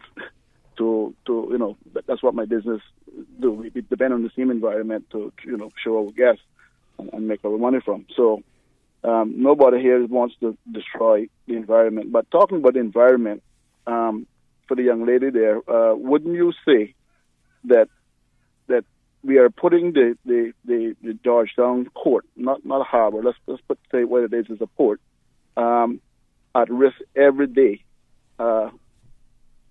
environmentally, by the current operation that's happening today, this huge amounts of fuel that's being burnt, and the carbon emissions that is being spewed into the water every day by the tendering traffic and cruise ships at engines.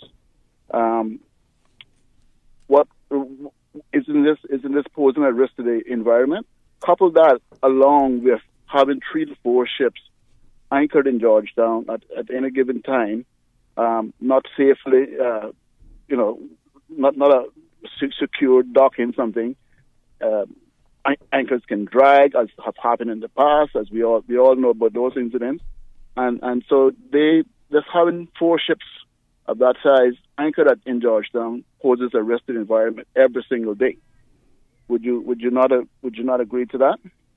And along with all the other stuff I think, hang on. The thing is, though, is that nobody's saying that what's happening now is okay, that nobody's saying that the status quo needs to remain.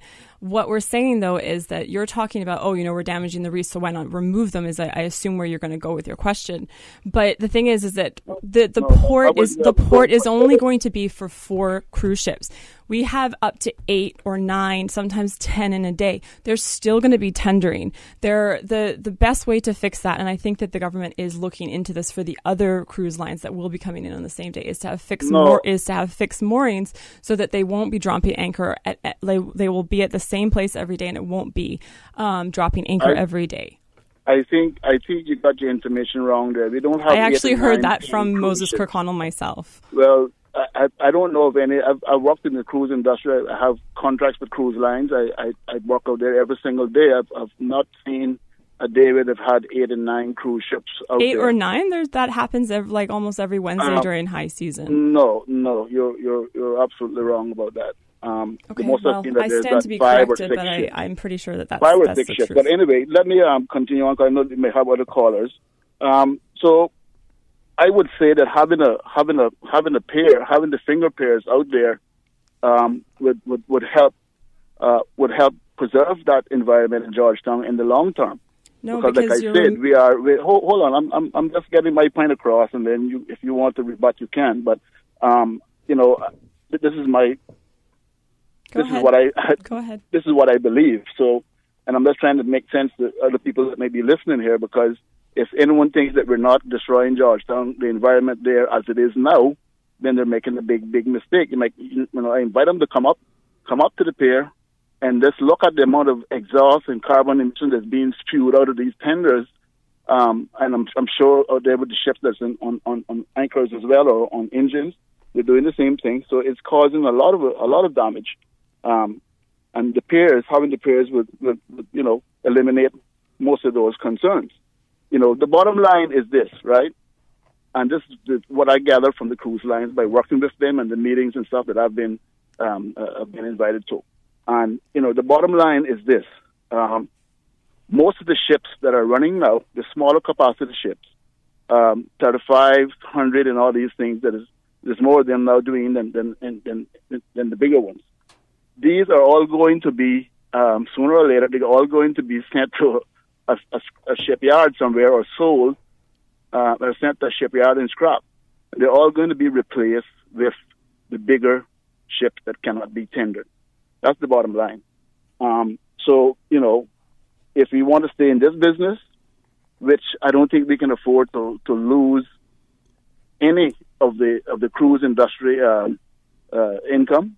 There's hundreds of Caymanians like myself that depend on the cruise industry for our businesses to operate and run.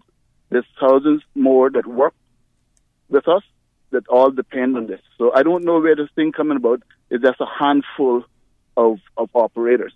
I don't see that at all. There's hundreds of us. Many are not speaking out or coming on the TV or whatever, the talk shows, but they're all in support of it.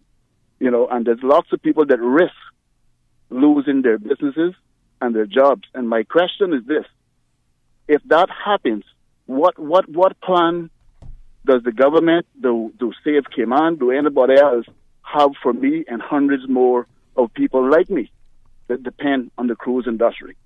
What plan do we have when I lose my business? I go into foreclosure. I can't feed my family. What happens to us then? And lastly, I want to say that I think everybody's missing the big picture here. These piers, DWAYNE, is not just about getting more people. We are targeting these ships. These bigger ships are targeting the middle class and higher end spending passengers.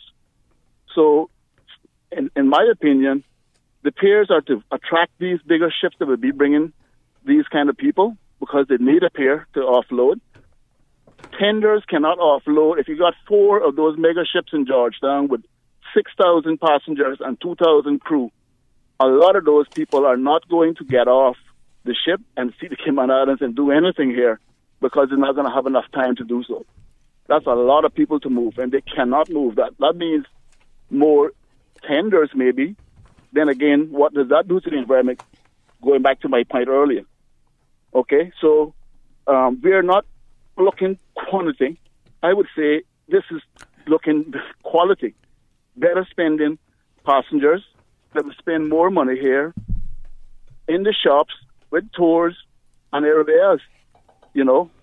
This project, I'm sorry to say, but this project is the economic benefit to this, the social economic benefit to this exceeds all that we're talking about. All right. Well, fair enough, man. I appreciate that. Okay, so I have a lot of things to say about that. I encourage you to visit is he still on the line? I encourage you to visit the Port Authority and check out the stats about the cruise ships, because I know that there are days when there are eight cruise ships in. Secondly, the port is only for 4 cruise ships, so even if you're saying there's 5, that's still 1 cruise ship that will have to tender. The other thing that we're talking about is the impact of cruise ships in general. That's a wider issue in general, but we're talking about removing 15 acres of reef, which is going to destroy habitats for fish, for conch, which will eventually then affect fishermen and people that want conch and lobsters during lobster and conch season. The other thing is about the cruise ships. The cruise ships are not getting bigger because there's a demand. The cruise ships are getting bigger and then artificially inflating the demand. Like, I know somebody who has won 5 cruises in the last year. So, if it's so affordable and so easy, is it really that we're attracting quality cruise passengers? Because at the end of the day, if somebody can win 5 cruises in a year, seriously, how is that quality that we're just giving away cruises? The other thing about the cruise ships, about the bigger cruise ships, the ones that can contain more than 5,000 people, is that those cruise lines are, there's only about 5 of them that are in the rotation of the Caribbean.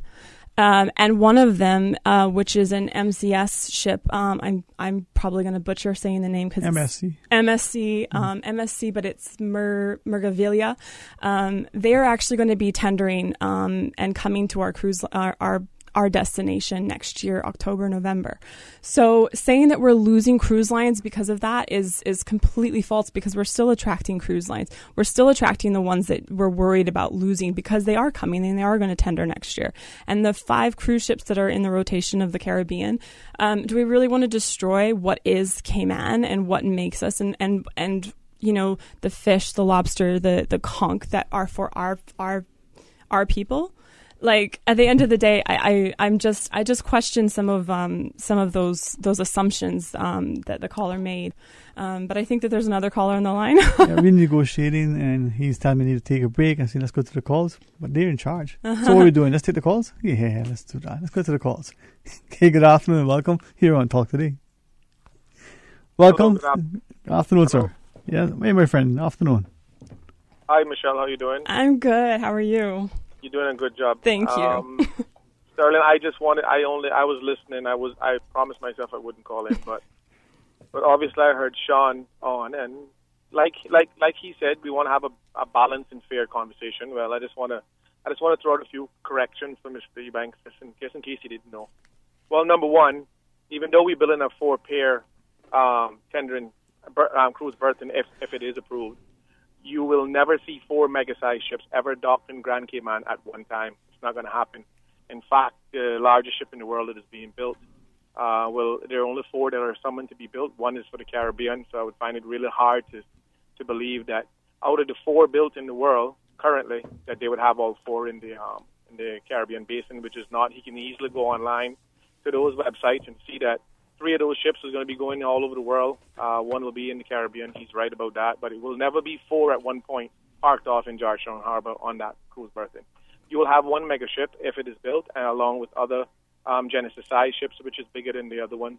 So that's one clarification. That's number one. Number two, he claimed that a bunch of these ships that are in rotation now will be going to shipyards for scrap or whatever. Again, false information. The Genesis and the Oasis-sized ships are fairly new. They have a lifespan of 35 to 50 years now currently, so they won't be going to any shipyards anytime soon. Secondly, the new order of cruise ships for all of the major lines, I can send him an email if he cares to give me his email address, showing him the purchase order sheets from those major cruise lines for the 2019-2020 season, and they're not the mega ships in which everybody is saying that we must have. And thirdly, but certainly not the most least, Mr. EBANKS, your business will not go out of business because cruise ships will tender to Cayman with or without a berthing facility. We will have to tender no matter what we do because we're not going to be able to accommodate all the ships that call to our port when they have bad in other ports. So a lot of times, and the reason why we have 7, 8 ships sometimes, Michelle, is because some of the other ports can't handle anymore, or there's some bad weather, or there's some inclement weather that has diverted those ships to our shores. We accept them because, we have a tendering system in place, and we are able to tender those ships. Just imagine if we were only accepting ships that could be berthed. Imagine if we were only accepting ships that could tie up to a pair, then we would only have a maximum of 4, according to the government. So thank God we have ships that can stay on engines and tender to our port. Otherwise, we would decline in numbers. But the reality is that if we're going to have a debate, and I think what Michelle has articulated earlier in the show is that we're willing to have a debate once we all have the same and correct information and updated information. And, we can sit down and have a good debate from all parties and all concerned citizens. But the reality is that we're not being told, and I think a lot of Sean's assumptions is based on what he's been told, not what he has drawn for himself. So the reality is for us to think that he's going to go into foreclosure or that he's going to lose business entirely because we don't have a cruise berthing. That is 100% misleading and wrong. I heard Mr. Dave Miller say it on one of the segments that he's been in business for 30 years and he's been successful in that 30 years. And then I have to ask the question, well, where is the cruise berthing in that 30 years that you've been successful? So when we talk about, oh, we're going to lose potential revenue that could be made with a facility to increase the numbers of tourists coming here, I totally understand that. But we're not losing revenue that we haven't earned yet. What we need to do is we need to get people who can better manage the already revenue being generated by the cruise tourism, which already posing a threat to our infrastructure by overcrowding, and we have to not tip the bar so far that we turn a good product into a bad product, and that's where we need to strike the balance. So Sean, again, for the 100th time, bro, we are all in support of cruise tourism, but we want to have it at a balance and not at a detriment to our overall product. So what Michelle, from what I could hear her saying, is that she's extremely concerned about the environment. The Rebirthing film that is airing this Saturday gives you a non-biased look at the different areas of the cruise berthing and the cruise industry, because that film wasn't made locally. And it was done by a team of people who came here and absorbed what was going on. I think everybody in Cayman should watch it, on both sides of the fence. I think it's an important film to watch. The reality is that if we're going to talk about stuff, we need to talk about the facts.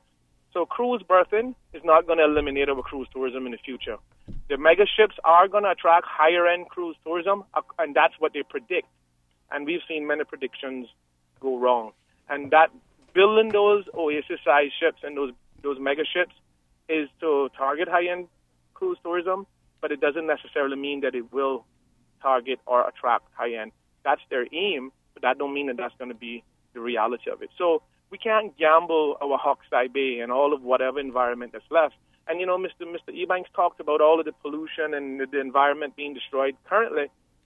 So what does he think going to happen when we got 4 mega ships moored? What's going to happen when we got 4 mega ships, according to him, and I'm speaking according to him, moored on that dock that has engines, reverse thrust, and then an additional 5 or 4 on the same tendering service? It's going to just double what he just said is a concern. So if he's saying then, we already destroyed it, so let's just finish it off and just make some money in the meantime, because that's what I understood from what he's saying. Maybe that's not what he said out in words, but according to what he said, that's what I understood. But at the end of the day, Sean, I can assure you, bro, that all of what you're being told about the cruise tourism business is going to go away. I have challenged everybody in the government to show us in writing where every cruise line that is in existence today will pull out of our port of call if we do not build a cruise berthing, and they cannot show that information because it's not true. It is a lie, and them to be telling the operators in this country that to get on TV to say, I can't live without cruise tourism. If we don't build berthings, we're not going to have it. That is misleading, and it's not true, and they need to stop doing that. We need to look at all the facts. We need to make a sound, reasonable, conscious decision. We cannot destroy any more of Hawkeye Bay. We need to preserve what's left there, and we need to ensure that future generations have an opportunity to do exactly what you're doing, Sean, benefiting from it. You guys have a good one. You too. Thanks very much. Michelle, we do have some other callers, but we do have a break that we have to take. So let's pause. Callers respectfully. If you stay on the line, we'll get to you when we come back. Please stay tuned for Talk Today. Monday through Friday, 3 to 6 p.m. Radio Cayman Super Jam Show, the #1 drive time entertainment show on your radio, featuring Will Sinatra. Enjoy a mix of pop, hip-hop, reggae, dancehall, Latin, soca, urban gospel, old school. The Super Jam Show is fueled by the proud sponsorship of insurance agent Michael Webster from Cayman Insurance Center. Don't take chances with your family's future.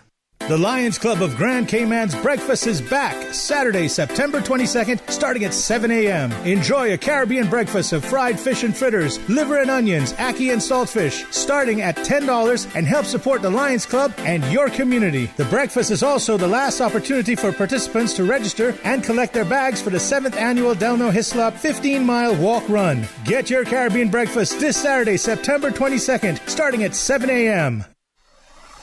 Money Sense, bringing an informed financial perspective to the Cayman community. Brought to you by the CFA Society Cayman Islands and sponsored by One Trade X. Join Money Sense this Thursday at 7:30 a.m. as we chat with both the chairman and the CEO of the Sri Lankan Securities Exchange Commission. How do other countries seek to protect investors from frauds and dishonest behavior? What can we learn here in Cayman? What are their views on the investment opportunities today in emerging markets? Tune in this Thursday and listen exclusively on Radio Cayman. Tweet us at Money Sense Radio or email any questions to moneysense@Kandiwaki. Money Sense, the only personal finance radio show in the Cayman Islands. Brought to you with the support of One Trade X. Attention Breeze Fusion fans and supporters, registration is now open for the 12th annual Grand Cayman Breeze Fusion 5K walk run. We're calling on you to help us in raising funds for the NCVO and for the John Gray High School Musical Department. Registration is only $15 for adults if registered by September 30th. The walk run will take place on Saturday, November 3rd at the Smiths Bacadir in Grand Cayman. But you must be registered by September 30th to take advantage of the lower fee. Visit CaymanActive.com to register today or stop by Radio Cayman on Elgin Avenue. Talk today. But I do have some questions. Talk today. Cayman Islands' foremost listeners' participation program. Talk today. Because there are more questions than answers. What the public is saying. Waiting to take your calls right now. Sterling Dwayne EBANKS. Hey, good afternoon. Welcome back to Talk Today. Thank you for joining us in the studio, Miss Michelle Lockwood. And as we talk about the screening of the film Rebirth, I know you have to get back to work and all. I do, yeah. People might think that you actually have a job. I actually have a job. If you keep it after this. All right, so the film is It's Rebirth. Okay. And it's on Saturday at Camana Bay Theaters. There's 2 screenings, one at 4 and one at 5. The film's about 38 minutes long, so we're allowing for questions and answers after. We've also extended an invitation to the ProPort. We've also extended an invitation to the government officials as well, too, because we do think that this is a debate. This is a discussion. Well, not debate. I don't want to say debate. Discussion that needs to be had. And we all need to sit down at the table and have a conversation. All right. Well, feel free as you wish. But we do have some callers. Yeah. Let's go to our phones. Good afternoon. You're on Talk Today. Yes, good afternoon, Sterling, and good afternoon to your panel, to you guys. Afternoon, sir. How are you today? Not too bad. I've actually just caught a little bit of the show as I've been in meetings and working, and I've been trying to get it through, or been trying to get some time to call and put into my 2 cents for whatever it's worth. And I think Mario hit the nail right on the head for pretty much everything he said there. And I want to be extremely clear. I'm not anti-port development. I think we have to do something. I think we have to keep up with the times. I don't think it has to be as draconian as being proposed. And one of the things that I saw or that I thought of when I was listening to a little bit of the conversation is, they were saying, we're the only port here that has diving in and around the cruise port, and that's not safe, and stuff's already dying. My position is, why not take that and flip it on its head and actually use it as a unique reason why you should come here? This is the only place that you don't have to hop on a bus and be transported somewhere to go diving. That you can actually do it right in the harbor. And as far as it being unsafe, that's just not so, because history has borne that out. We knock on wood, while we've had tragedies of older folks passing away, but there was no other type of accidents that I'm aware of, anything of any notable significance anyway. There, so to me, I think they should be using it as a marketing tool, right? Because the folks who own businesses like Mr. EBANKS does, who's been very vocal on it, still wouldn't be out of business, as they have other destinations throughout the island that you can bus the tourists to. But the reality is, more quantity doesn't equal quality, and that is in living experience or procurement of whatever it is you're going after. And this complete selfish position of I have a business and I need more people. It needs to stop. It needs to be I have a business and I want to make sure I give them quality and that they will, and as a result they'd be willing to pay for the quality. Everybody's always going for the low hanging fruit, and be damned that at the end of the day it ends up killing the tree, and that's what we're having here. And we are only left to our imaginations as to what's being proposed, which I'm so disappointed and shocked at certain members of the government that are even pushing for this, that have been so secretive about what's happening and using and I'm going to use, I'm just going to abbreviate in BS excuses. And you insult my intelligence when you tell me you can't provide the information because you're out to bid and what have you. It just insults my intelligence. And then there's those who have been, harping on radios for years, and all of a sudden now it's the next best thing since the idea is next best thing since sliced bread, because they've had the opportunity to see it, yet the public hasn't. Get the information out there and let's get it done. To support, any efforts to see this, to definitely take a look at the show. But at the same time, again, not against the port, but it needs to be sensible. And we're going to need to do something for our cargo in itself, and we're going to need to do something for it. And we need to do mooring buoys for those ships. We had the technology, we had some of them, and they've never been deployed. And so what we're doing now is just dancing around the fire and getting burned, and nothing else is happening. And that's just absolutely ridiculous. So to your guests there, thank you so much for your continued efforts. And hopefully we can have the government taking some sort of sensible position instead of going with the status quo. Thank you. Thank you. Thanks very much indeed. I believe there's another caller. Welcome. Good afternoon. You're on Talk Today. Yes, Dwayne. Good afternoon again. Sean here again. Sorry I called back twice, but I have to go. For the last caller there, just wanted to know that, it can't be, that couldn't be a unique selling point or marketing point for us, because there's no diving in Georgetown, permitted in Georgetown, and there's ships in harbor. So, we take that one out of the question. But, my old brother there, Mario, he's a very smart guy, Dwayne. He knows exactly what I'm thinking, what I'm doing. He knows it all. He knows it all. But, if he thinks that these ships that are running now is going to remain, then he's making a mistake. I have information on that as well. And I work in the industry, so I kind of know what I'm talking about. He doesn't work in the industry, so... Sean, if I could... Sean, if I could, I got a request of you. Leave your number with Paul, all right? I want to call you. I want to invite you to come on to discuss it, a perspective. But, Dwayne, one second, before I'm willing to come on the NS show. One thing I want, Mario didn't answer my question. Right. Nobody seems can answer it. And this is where I'm going to structure it. So give Paul your number. I'll call you in the next 90 seconds if you can take the call. And then I can give something for you. All right? He's going to take your number if you will give it to him and look for a call from me shortly. Michelle, I do apologize for retaining you. Thank you, though, for accommodating us. It's 22, and boy, if I'm over, I got to make a report on this kid. Okay, well, I just want to say first as well, too, because in response to that, there is diving that happens in Georgetown when cruise ships are in there. I have been diving when there are cruise ships in there, and I know that happens. Eden Rock operates solely off of shore diving. So, again, that's not true. There's a lot of things that need to be discussed, and you know what? Let's just keep the discussion going, because at the end of the day, I'm open to listening. But at the end of the day, the facts are what has been put out is there's a lot of things that are missing, and a lot of justifications that I don't understand. Back to Rebirthing, which is the film this Saturday. So it's Saturday, the 22nd of September, at Commander Bay Cinemas. We have drink specials at Abacus afterwards. We have 2 showings, one at 4 and one at 5. Please email Save Cayman. So it's savecayman.ky at gmail.com, and just visit our Facebook page. All right. Thanks very much. Hopefully we get a chance to include you and other, interested and concerned members of our society as we extend the invitation to Sean and others equally. So thank you so much. Thank you. All right. So Rebirth with the B-E-R. B-E-R. So birth. Birth. All right. Yeah. Interesting word. Yeah.